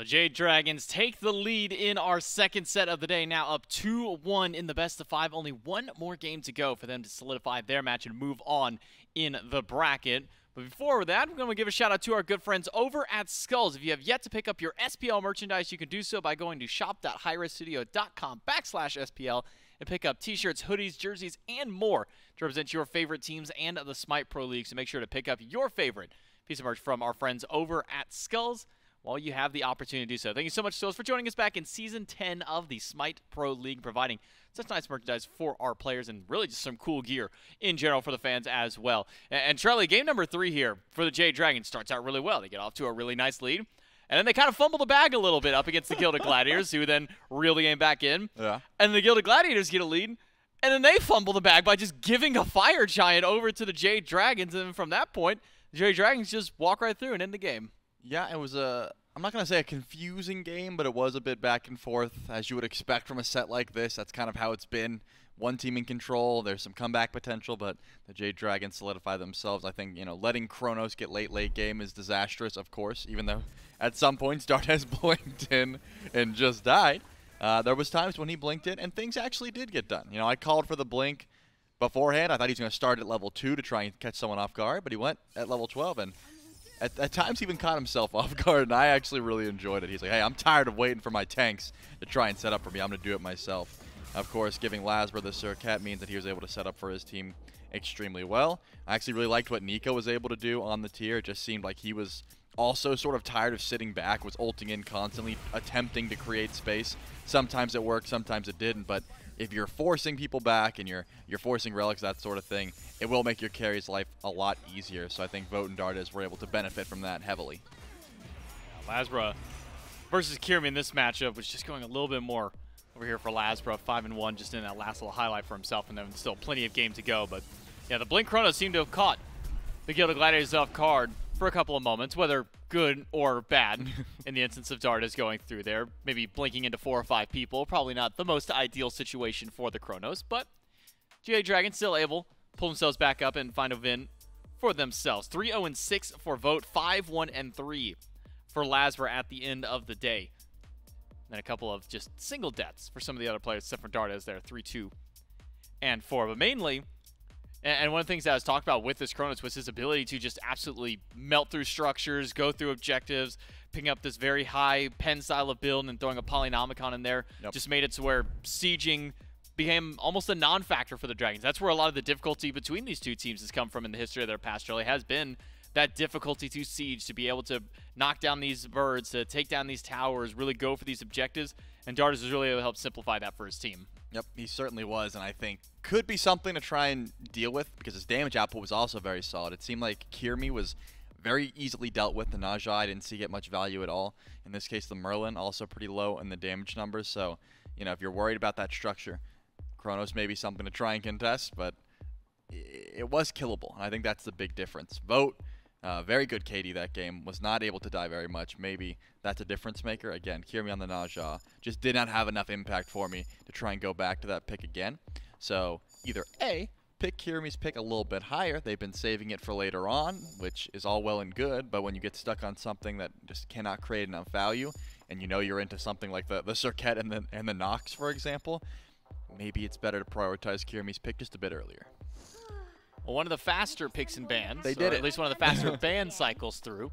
And you called for a earlier Kyrmi pick. Well, they do just that for the Gladiators. Serqet as a top pick now for the Gladiators. And what will the Jade Dragons' response be? Typically, if the Hachiman hasn't been first pick, it usually goes into that second pick slot for the team, grabbing their top 2 on the opposite side here. So we'll see if the Jade Dragons maybe round that out alongside their duo lane, or if we see something else pop up for the Jade Dragons. So the Hachiman has very quickly become the #1 selection for teams to go to, kind of in that first pick slot, or at least in that top 2 as far as the Hunters are concerned. When Marty's gone. Yeah, when Marty is gone, yeah. Hachiman is #1 picked. But also at that same time, I don't think we've seen, maybe one Hachiman ban so far. Teams are just so willing to let him go through. Gladiators do so by picking up Serqet, and it'll be Hachiman and Horus, it seems, for the Jade Dragons. Yep, Hachi is not end-all be-all, but he is extremely safe. So if you're not looking to gank dual lane consistently, I don't see a reason to ban the Hachiman. You know, he's not going to hard carry a game away just because he's Hachi. If the ADC player is playing it well, any ADC is going to be able to do what Hachi can. It's just the safety that he brings, and of course, the buffs to his passive, and his one, which made him a threat late game. So that's why he's the #1 contested pick that gets through, but I don't think it's, you know, that highly prioritized to ban just yet. With that being said, can't let the double horse comp through. That's just too much. So we got to grab the Guan Yu here. I think a smart call here for the Gladiators. And will it be, once again, the Terra? I think that's a pick that still I don't hate, and that's kind of the end of my opinion on it. It depends on whose hands it's in. Inbound has had some great opportunities to play it. He's also had some feeding moments, but that's kind of his play style in general. I don't think the Terra pick can facilitate that or make it worse, make it better, etc. So if they have something that prioritize a little bit more, like the Merlin, for example, now would be the time to grab it. But they picked the Merlin in 3rd pick last time, and I didn't see enough from Snoopy there either. Well, they listen. Terra for the Gilded Gladiators. They've been listening. I'm glad. Interesting to note here that this is Inbound's most played god in his competitive history. It has been this Terra. 57 games now with this one locking in. Look at the number of times that he has played this individual pick. Jade Dragons, we saw a little bit of Cthulhu through the phase, but not too often does it fall into the hands of the Jade Dragons. We've been seeing players like Haddox or Final K, even Scary D typically picking this kind of a selection up, but Jade Dragons going to run with this one for themselves, giving that over to Nika this time. Getting a little bit of magical damage over on the side lane. So now as we jump into the next wave of bans, Kyrmi's already got his pick. No jungles picked up for the Jade Dragons, so I imagine the Gilded Gladiators will do just this. Focus out the jungle, take away the Bakasura, and maybe focus out LASBRA just a little bit more. Definitely a smart call. He's been playing a lot of that Baka whenever possible. Serqet as well. Been looking real good. Question then becomes, you know, how deep do you want to try and ban him out? I think the Susano is something he's went to. The Pele, not great into this matchup, but still fine. Something he would not hate to pick up. But he's also fine with just leaving his pick until last and figuring out sort of as you go. With all the CC that the Gilded Gladiators have, with the Serqet, the Guan Yu, and the Terra, I still think that Susano's scary. You know, that's a pick that all these junglers love to go to when the matchup presents itself, but when it doesn't, man, it's annoying to deal with. So I'm thinking that could be something in LASBRA's head that he leaves until a little bit later on. I am curious about what Dardez decides to go to, because he was shut down on the Hera and decided to go against that pick. But the Vamana's gone. Guan Yu can do something very similar, of course, and if you get some good range in the mid lane, if the Gladiators want to pick it up, well, looks like he doesn't even get the chance. The Gilded Gladiators are actually going to ban it away. That's surprising. I think they have a really good comp with shutting down Hera, but maybe it's a comfortability thing, and that leaves the Chronos open. That's what I was talking about. If your structures, if your defense is what you're planning for, Chronos is definitely better than Hera at trying to break down those structures. Bakasura Hera banned by the Gladiators. Dragons ban away Merlin and Giannis as an interesting one there. Though looking through Snoopy's competitive history, has played the Giannis a few times. 14 games so far, 71% win rate to it. So maybe could just be recency, at least that maybe Snoopy's been running this in some of the scrims that they have been playing. Has seen what he's been able to perform, or maybe they just have an initial thought of, I don't want to play against the Giannis just because of how annoying that kind of a pick can be. So now the Gilded Gladiators looking for a pick for Snoopy, looking for one for Stuart as well. And this might be one of the first times that Stuart hasn't had a lot of priority bans thrown his way. It's only been the Hachiman and the Marty so far. So pick of the litter for Stuart himself. And why not take a god that's worked so well for him in the past? This Ram, I'm thinking back to sets just this past week. 6-1-4 style of games on the Ram worked really well for him.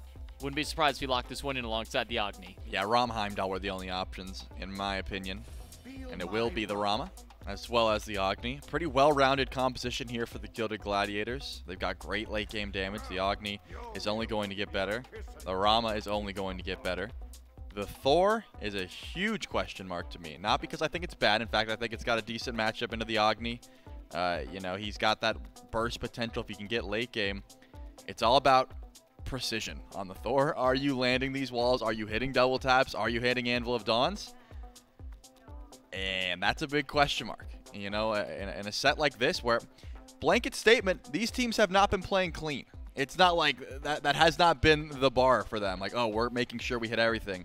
Dardez is blinking into 5 on accident at times. You know, the Inbound's dying at purple buffs. These are the kind of plays that both of these teams have been making. And Thor is not someone you go to when you're not feeling hot. So final pick Thor for the Jade Dragons to round out the composition. So you have a lot of immediate CC and initiation from the Dragons. You can have Mike go in with this Horus. You can have LASBRA dunk in, maybe try and burn some beads, or maybe capitalize off the beads punishment. And then you've always just got this colossal Cthulhu standing in front of you. Colossal Cthulhu, I Colossal like it. Cthulhu. Yeah, I like it's gonna be the next skin, I guess. Okay, we'll get someone on that. Yeah, we need to get someone to make Colossal Cthulhu. It's just like Cthulhu, but he's like one of like those stone statues. Yep. Just to kind of stand there for it. But you have this mountain of a Cthulhu in front of you as the Gilded Gladiators, as Rom to probably deal the brunt of that style of damage. We've been seeing that the kin size has kind of been that way of the meta, and that's typically been one of the answers to it. But is there more, at least for the Gilded Gladiators, to try and deal with it besides Stu? Are there tools in the Gilded Gladiators composition to try and deal with this front line of the Dragons? I mean, Stu's going to be a big part of it for sure. If you can lock him down with Serqet and CC him before he gets into the ultimate, before he gets that big burst of HP, then yeah, that's been the way that people have usually dealt with Cthulhu, especially if he goes teleport. Just last breath into the CC, make sure that he's like half health or less before he ults, then he's not as a threat. I am really excited to watch how the Jade Dragons perform here because, number one, it's very hit or miss. If the Chronos is on point, if Dardez is making sure to use Rewind effectively, hit all of his stuns, hit all of his damage, and on top of that, LASBRA is hitting everything, this could just be a clean sweep. But these gods are very hard to execute on. You got to make sure you're on point. One missed hammer, one missed wall, one missed stun from Chronos, and you could be dead. Yeah, the Jade Dragons now sitting one game away from moving on into this bracket, coming back to play again tomorrow for that third, fourth seed opportunity. The Gilded Gladiators have got to win through 2 of them to get to that point. They've got to win here in Game 4 and in the following Game 5 immediately afterwards. So still a tall task for the Gilded Gladiators, but a team that can certainly bring the Jade Dragons to a potential game number 5. How will the game number 4, though, go? Will this be a win out for the Dragons, or are we going to Game 5? Let's find out with Gore and Myth. Thanks so much, J-Mac and Trelly, as we do jump into the do or die for the Gilded Gladiators. And Mifflin, they bring themselves to the table with a Terra that has been kind to them, Stuart back on Ram, Snoopy on the Agni, but not the fan vote as they've had the last couple of games. They had it, look, 2 games ago it made a lot of sense. Last game was incredibly close. This time 60-40 Dragons. Gore, I was walking down the hallway, and I know the fans at home aren't completely familiar with how our setup here is in the studio, so I'm going to break it down a little bit. Our player booths are on either side of the hallway. Yeah, they can as see we each other start if they to. stand They up. can see each other when they stand up, and they are between us on this soundstage where we cast, Yep. and production, where everybody makes it all happen. And I'm walking back to production. I'm going to have words with the video team, and Dardez makes eye contact with me through the booth, and he says, Mifflin, come here, look at this. I walk over. He says, watch this. And I'm like, okay, well, maybe Dardez had a sick play that game that we had missed. What is he going to show me?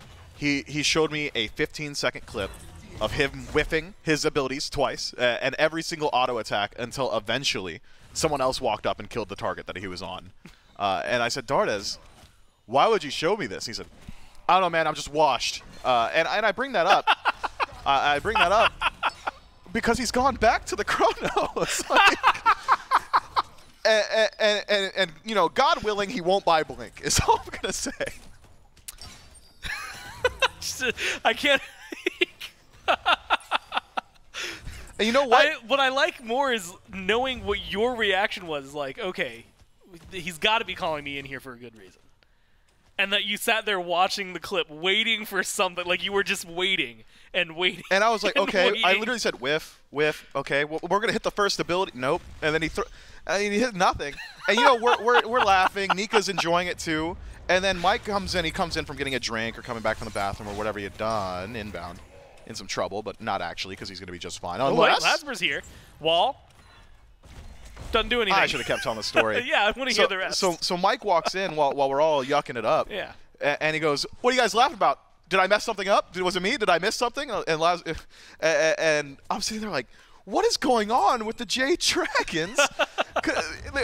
Nobody's got any confidence in themselves. We're missing abilities. What is up with these guys? He doesn't have dash, by the way, Gore. Yeah, this is just a lockdown.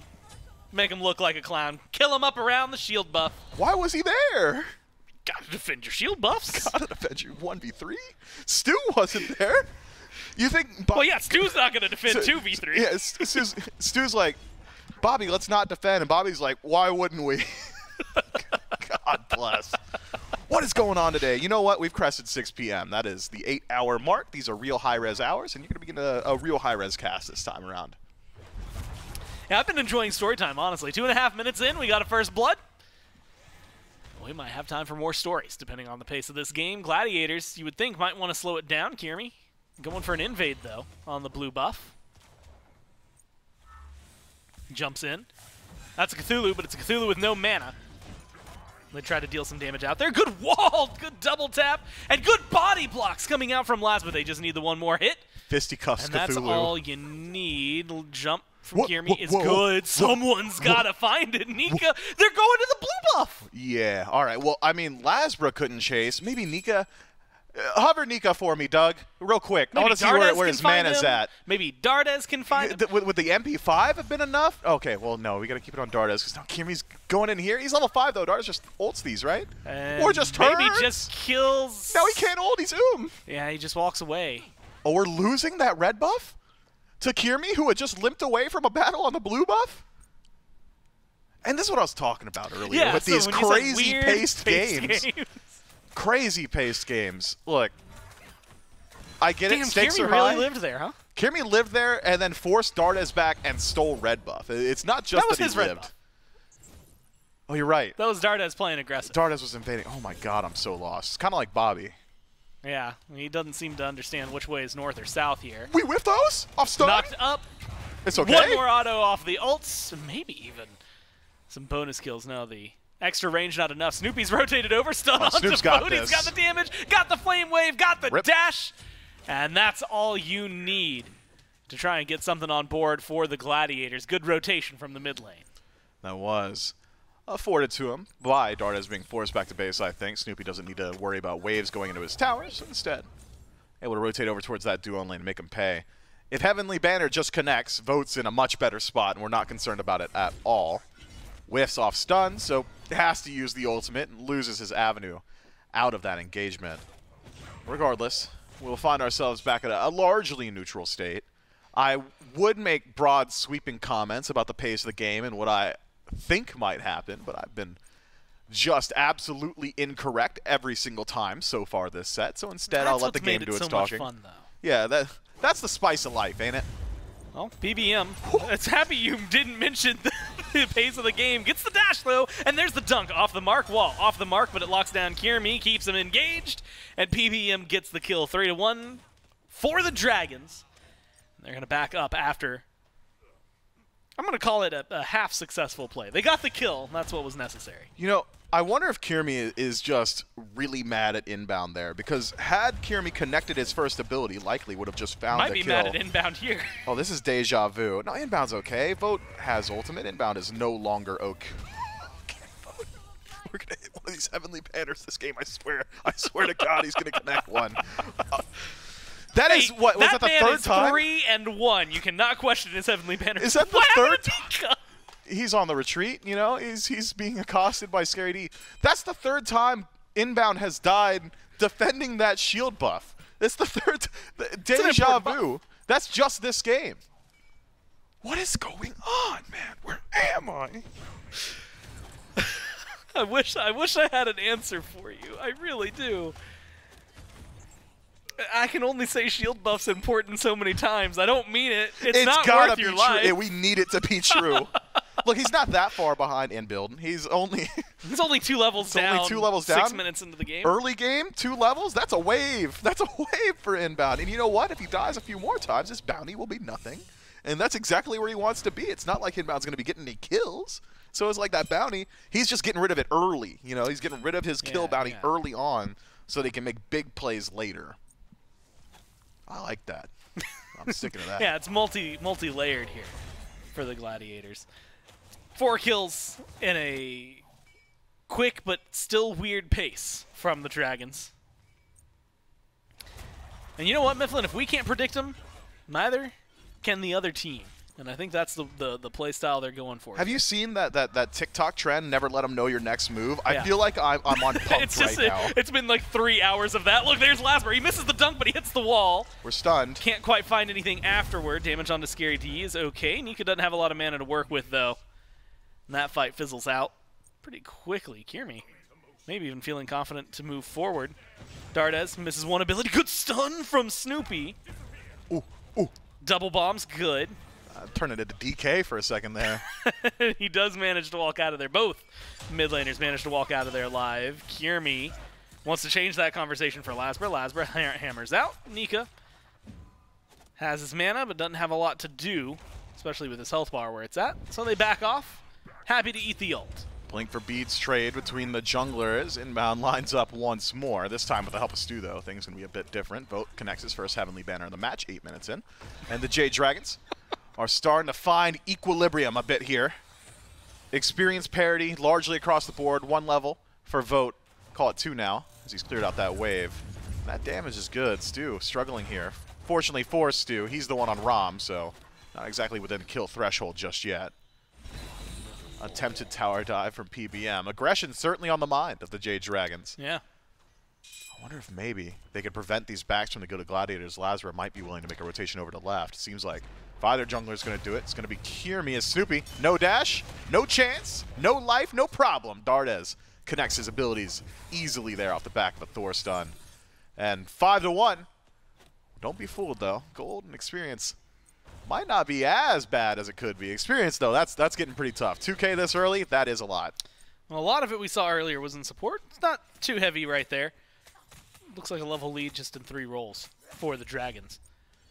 3-1 for Vote. Still a really good slash line. We can talk about mid lane builds again, not because Snoopy's doing anything interesting, but because Dardez has changed it up for, I think, the 3rd time this set. And this time, Mifflin, he's gone and opted for the Doom Orb. A lot of power, move speed. Feels like a standard first item in a lot of instances, depending on the mage you're playing. Yeah, it feels like it isn't, though. Yeah, it's no, not it standard hasn't anymore. been there. Used to be. Doom Orb got like 5 nerfs since then, and now we've been seeing. He got Blink. Oh, yeah, well. That's fine. He won last time with it. Blink's okay. It is just okay. So we're going for a different build. We're going for a different relic. Dardez wants to be different. Inbound, more the same. Walks in, drop down to half. Snoopy. It's not near shield buff. He's okay. Yeah, not near shield buff, so he will survive this time, fortunately for him. I saw a SMITE Pro Reddit post, I think yesterday evening, and they said, oh, player passives. What's everybody's player passive? Inbound make an argument for not fighting around. The shield buff is Snoop knocked down. Yeah, pretty clean kill. Oh, we're not LASBRA's dunking up in the air. Yeah, I was wondering if he was going to go for the kill. They're going to play it. Mifflin, what I would argue is the smart way here. Go immediately for the Fury. They've got enough numbers over here. Stuart can't do too much about it unless he wants to go into his ult, but it's going to be too late. Snipes are going to come in. Damage is there. Finds a lot onto Dardez, but Kyrmi can't find it. He hits Vote. Pop. Turns it around. Kills off the jungler Horus. Is up in the air. Mike going to look for more in mid. Brings the team. The squad finds some damage, but not the kill onto Inbound. They must have all been on cooldown there, because the only one who casted anything was Dardez. Mike delivers LASBRA and himself doesn't cast anything. Simply had to have been on cooldown. Why aren't you diving that? Why aren't you diving that? He's half HP. He already used his dash. He had nothing left to fight you. Nobody else was there. Couldn't say. I mean, it's not as if Inbound's really worth a whole lot at 0-3 anyway, but put him in the grayscale has probably got some sort of value. Yeah, he's still within that 4-level threshold. You can kill him and get some. At least if you were LASBRA or Mike. If Dardez gets that, it means nothing. But if those two get it, it's something for him. Wow, 6-level difference between mid and support. Inbound is wet paper right now. Very easy to kill off, which means he needs to be a little more careful now that he's rotated out of duo. The Fury, fastest one we've gotten to see. 7-1 for the kills. You had mentioned earlier experience and gold. Looking at that, gold at the time wasn't too bad. It has grown pretty massively, almost 3,000 full gold in their favor. And you can see gaps growing kind of everywhere, right? 2 levels in support, 1 level for your carries, 2 levels for mid, 1 level for your junglers. all in favor of the Dragons. And they're going to pressure this tier 1. Inbound's coming up behind, which honestly might be worse for Inbound than it is for Vote and Mike. Fight started up. CC is there. Stuart's getting humped down. Vote finds the last few autos. And if they have some CC coming up, Mike waiting on the cooldowns. There's the stun. Prot shred. Autos there, but the bombs from Snoopy might be enough. Got the dash! The chunk from LASBRA, and that's all you need. Sometimes double tap. Great wall! And Vote finds himself a double. Kyrmi jumps in, goes for Vote, forces the beads. Autos should be there. Dash not finding the damage. Kyrmi in the 1v3 used his kit and has nothing to do, but everyone's whipping on the Dragons. What I thought was a sure kill. Kyrmi gets to walk out of there alive. Okay, all right. Look, Jade Dragons, they've cleaned up their play. This is 10-1. They're dominating right now. Not going to mince words, absolutely dominating. They're going to grab this Pyromancer as well. Things going to get worse before they get better. 6,000 gold. That's fine. 107, 8 out of 10 affected kills for LASBRA. I have never seen a more effective Thor whiff as much as this in my life. In my life, I swear to you. I swear to you, dude. It's ridiculous. LASBRA has got a 20% hit rate on abilities right now, and it's just working. Well, Mike, maybe he'll be the second one on board for the Gladiators. Moves about 30 feet northeast. That's enough to get him out of there. Cthulhu's maybe making a rotation. In fact, might be looking for a fight now. Should he be? Runic Bomb's on the ground. That might be what he's looking for. Gets stunned, outlocked down. Nika rotates in, not able to get the bomb, so the Pyromancer picks up, but they don't have any of the benefits afterward. Now Nika looking for the team fight. Knockups could be there. Inbound's low, but not able to find the knockup CC. Thor up into the air, has to find the dunk, lands onto Scary D, gets the double tap, has the damage, sets it up for Dardez, who's rotated around the side of the rock. No mana for Inbound.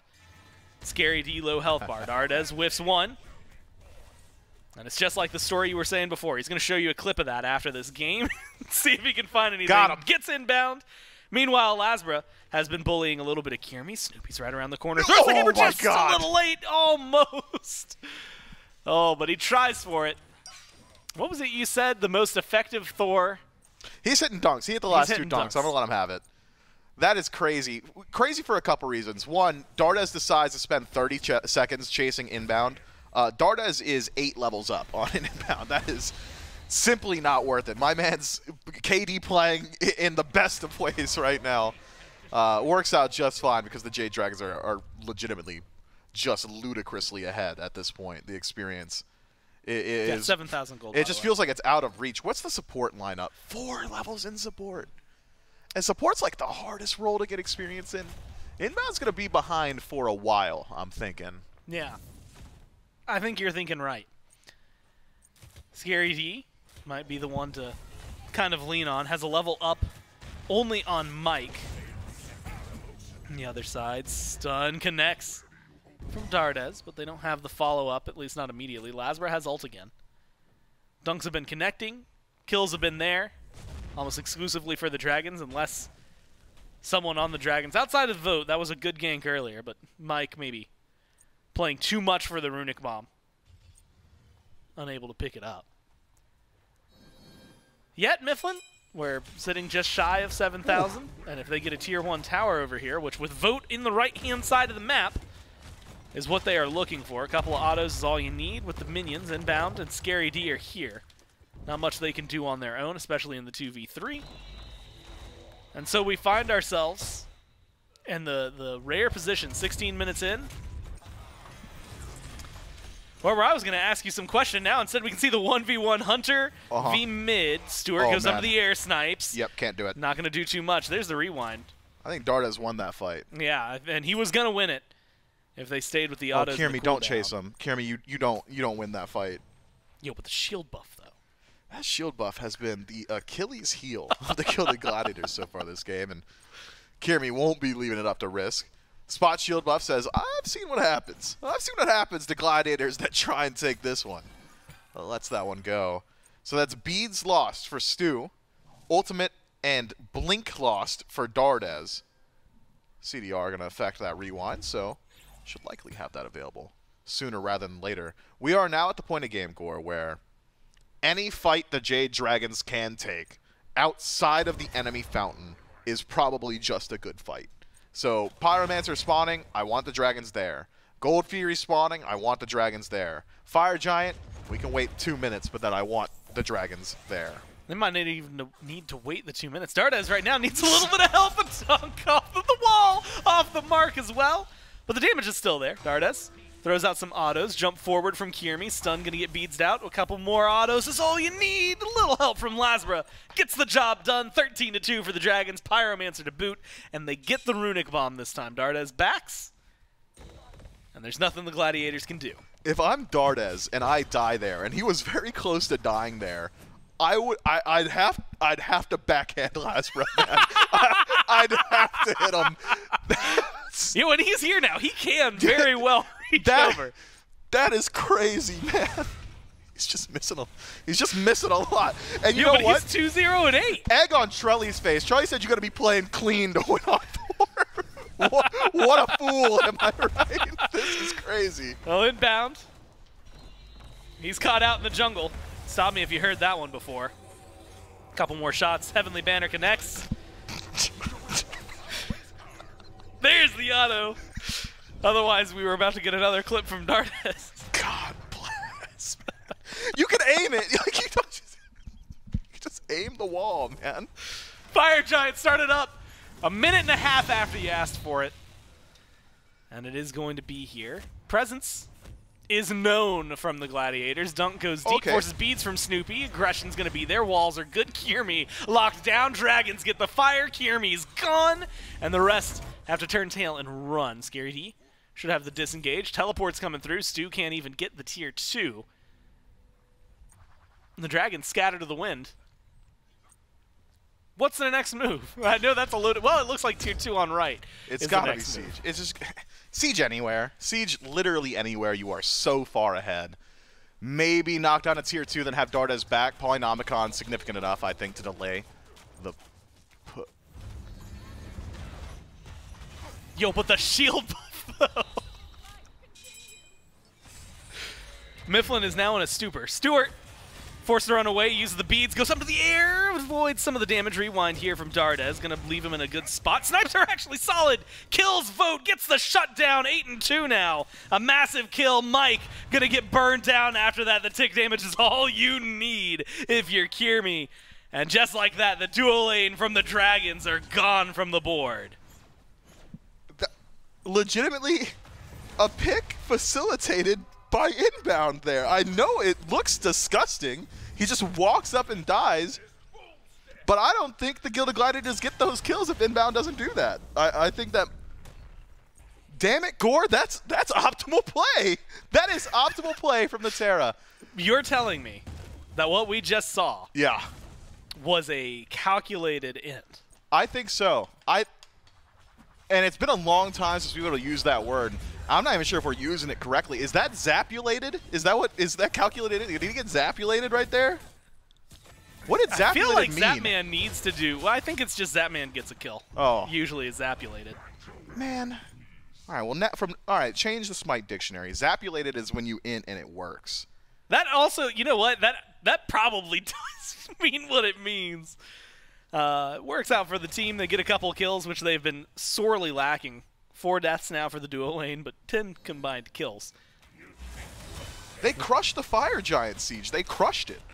The Gladiators, they legitimately, like, there's not a whole lot of win left in these sales. 40 they brought seconds. The gold lead back into a manageable position as well. Well, more manageable position. Yeah, more. 5K, we're a little bit later. It means less than it used to. Experience, though, still pretty significant. You'd love to have a second relic on your support. He's working hard for it. That's what LASBRA's damage looks like when it connects. Double hammer on both. And that is level 12 for Inbound, so second relic should help out on this next engagement. Wall, just a little short there, connecting with Snoopy. Tier 2 on left gets taken down. 16-4 in favor of the Dragons. It's 4 times the kills and 22 minutes. 6,000 separating them. And one of my favorite voice lines in the game from the NRG Chronos. I'm a race car. And you know what, Mifflin? They're going to be backing off, resetting for the Fire Giant. And so for those who haven't been watching for a while, that is a direct quote from Yemen way back when he was playing Chronos. Is that real? Yes. That is a line that he dropped. They had a lot of input on that skin for the voice lines. There's a time where he hit Wait, so two. like was he like actually saying it like in comms? He said he did too, and he was going so fast. He said, "I'm a race car." That is not a joke. I could not make that up. I thought this was just our corny designers writing a goofy line. That's a direct quote from Yemen, largely considered the GOAT of mid lane. I'm a race car. That's you know what? It might be an Emilito quote. I'm sorry. It would have been way better if it was Yemen. It was Dardez is playing it in mid, so my mind went to mid, but it was definitely Emilito because he was the only. Well, Chronos was duo lane back then, man. Oh, that's right. That's right.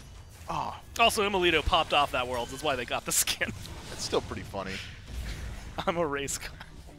All right, Fire Giant pulled and burning by the Jade Dragons. Scary D. D tries to steal it, can't find it, gets a lot of damage dumped into his health bar. Wall connects this time from LASBRA, and the damage dump is there as well.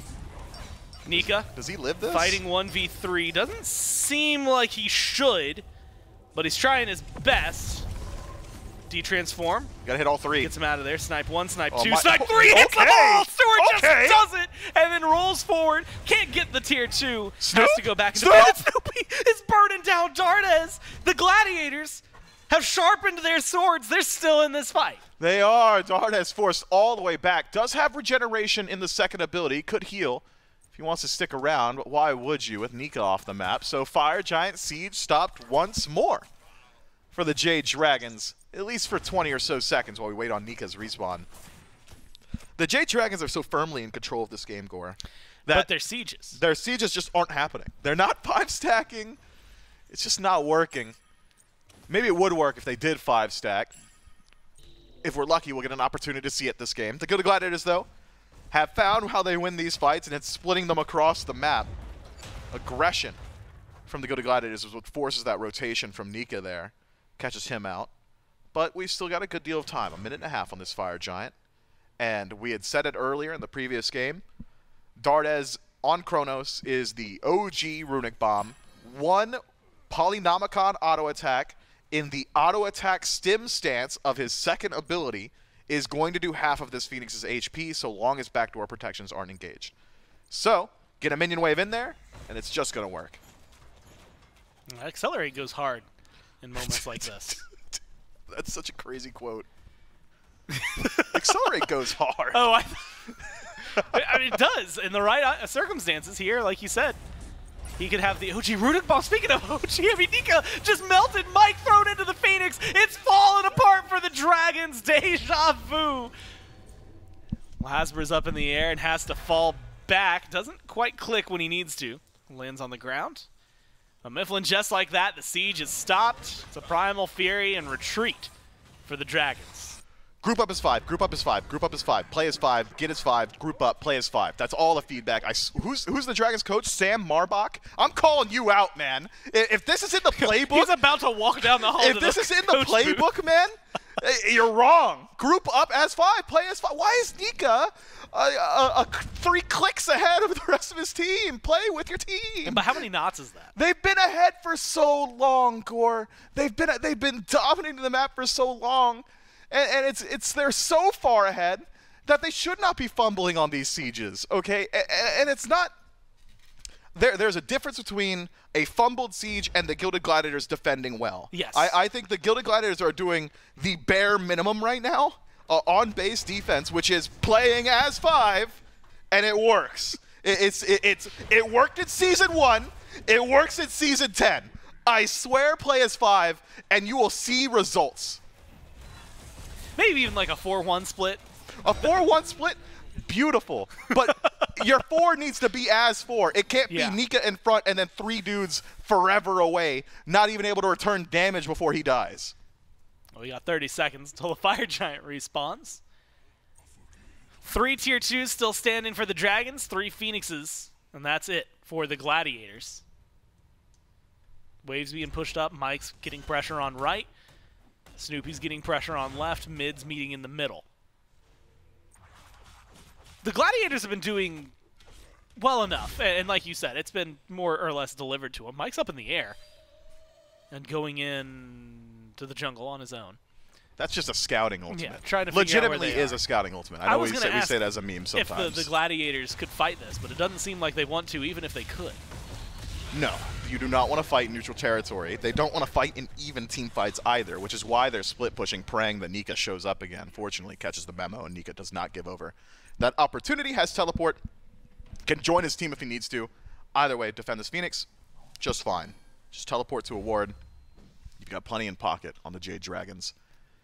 And it seems like they may just be done playing with their food here. Dardez off to collect a red buff, but will shortly rejoin his team. Presumably. Team is the other way. Gotta go south. Okay, so he's going to solo agent. He's the solo agent now. But he's like also the battery of your push. He's also like your highest damage guy. It feels like if anyone should be collecting that wave, it should be the guy with global presence, which is generally what we see. Jungler's always the one in the 4-1 split. But the Jade Dragons are showing the proper amount of respect by backing up a bit here. Just waiting for their opportunity to push in. Dardez is, he's ushering in the wave. And you had mentioned it. With a wave, can strip the backdoor protection, might be able to get some more damage done. Bombs dropped by Snoopy, deal with the wave in mid. Dardez steps in to deal damage to it anyway. Gets a couple of knocks before the rest of the team's push back. He's zoned out. Still a grouping from 4, which is more or less what we wanted. Small improvements, Mifflin. Why is Dragons Dardez split apart? Dardez now with Mike in mid. Mike trying to help clear out these waves, get Dardez under the tower. Now it's a 3-2. LASBRA's marched over towards mid. Bomb's getting dropped. Immuned out. Was that Aegis? With an Aegis from LASBRA. Up into the sky he goes. Kyrmi jumping onto Dardez. Rewind's going to work wonders here. Taunt good onto Mike.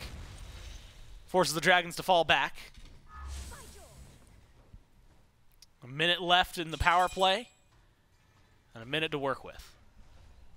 This is an ugly siege, Gore. This is legitimately ugly. Dunk off the mark from LASBRA. Dardez trying on his own to push in towards mid. Now it's a 3-2 split. The 2-man core on right, not exactly threatening to the right side Phoenix.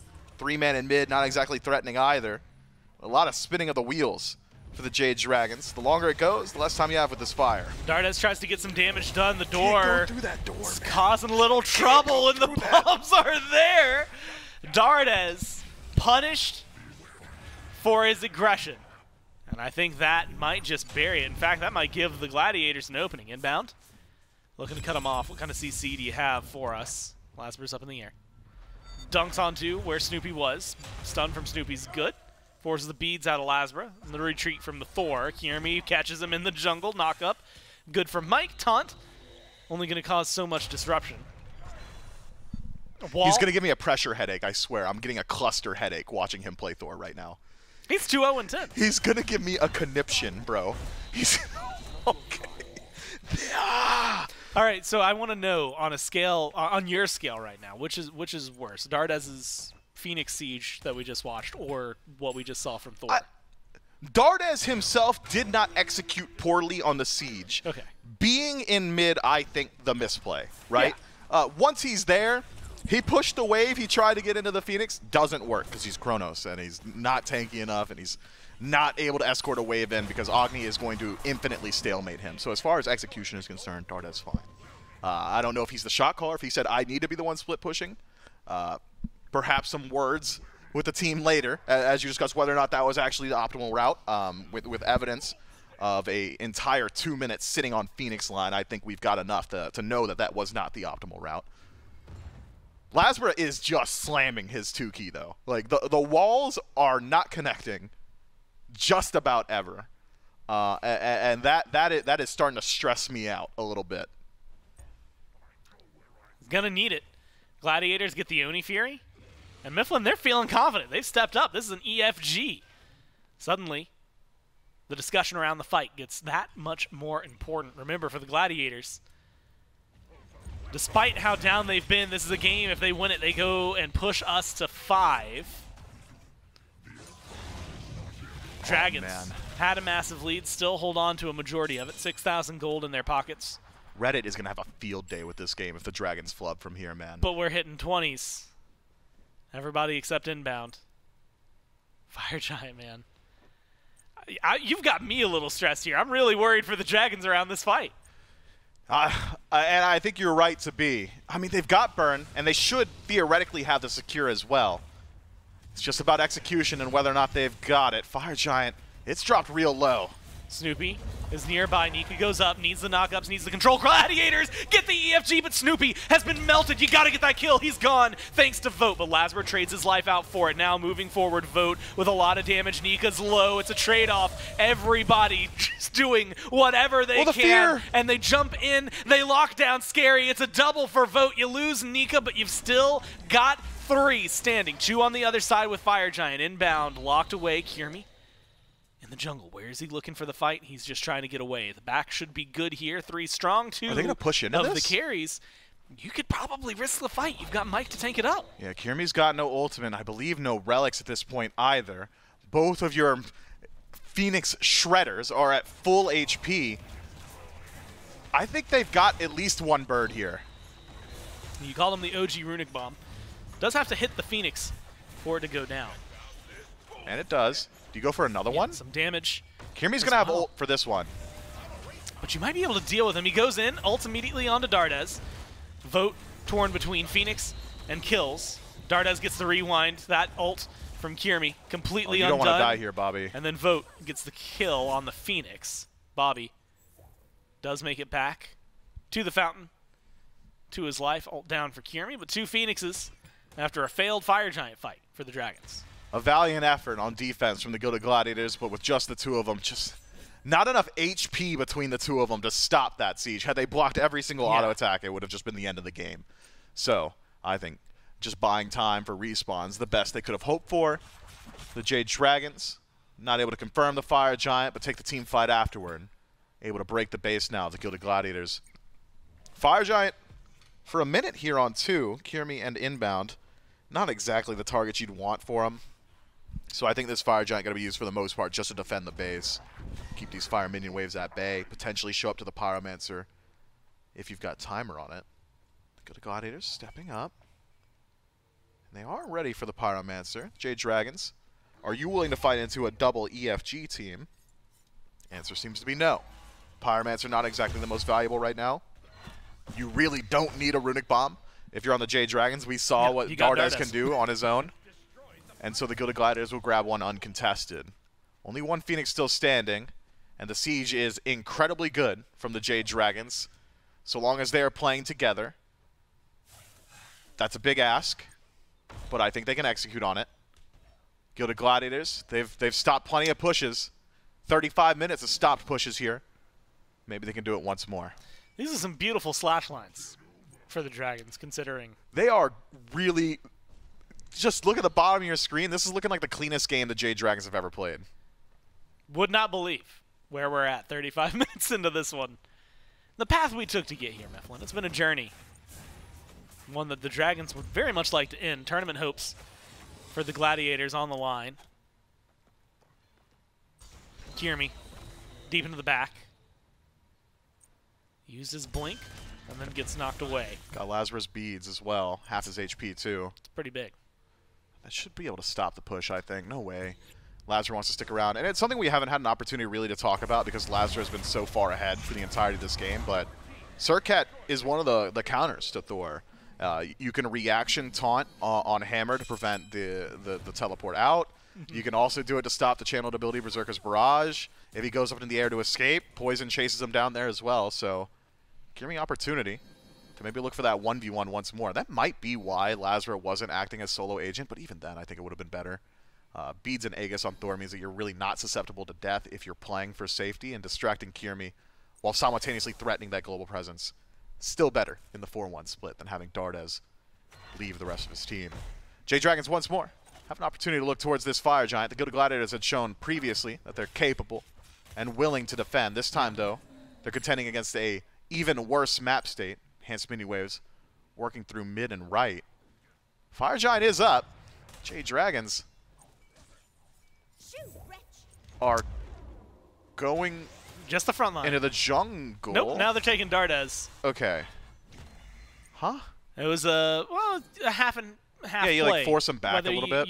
You either go for the fire, you force them back, or if they don't fall back, you can just maybe dive towards the base. I mean, you got fire minions over there. Snoopy and Kyrmi are zoned out. Vote has just straight up killed Inbound. Scary D doesn't have much to answer back. LASBRA has killed off Snoopy. Snipes are looking for Vote. Scary D is able to secure the kill. Fire Giant's still low, but the Gladiators have nothing left to stand. They only have 2, and it's not going to be easy for them. A kill for Dardez sets it up for a second to get rid of Kyrmi. Stuart, last man standing. He's gone. Triple for Dardez. 8, 1, and 7 for the Chronos. And they get to run it down mid, end this game, end this set, and end the Gladiators tournament life, moving themselves to tomorrow. Took them 37 minutes, but I'd argue they had won essentially at the 8-minute mark, and then take the scenic route to the victory here. The Jade Dragons will progress throughout the bracket with their unorthodox style of play and eclectic selection of gods, so long as they don't troll it too hard.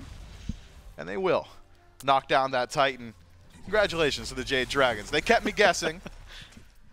And I'm sure the fans at home had a good time in this one. But I'm stressed and I'm tired. Yeah, what was it you had quoted Trelly earlier about? Yeah, what was it that goofball Trelly said? You got to play clean to win on Thor? I don't think that's true. In the back, it just goes, didn't say that, shakes his head, and makes a face. The Dragons win. The Gladiators unfortunately fall here. That means that they get to move on tomorrow. They're going to be playing against the Ferrymen for 3rd or 4th seed. And depending on how that set goes, we'll also then get to watch the Kings and the Leviathans a little bit later. That's going to determine a lot of seeding going into Masters. The last 2 sets that are there, they probably have some tape that they want to review going into tomorrow to try and figure out what exactly their goal is going to be at that point. But Mifflin, at this point, I just need time to figure out interview questions. The good news is the desk is ready, so we'll throw it over to them, and I'm going to go write something down.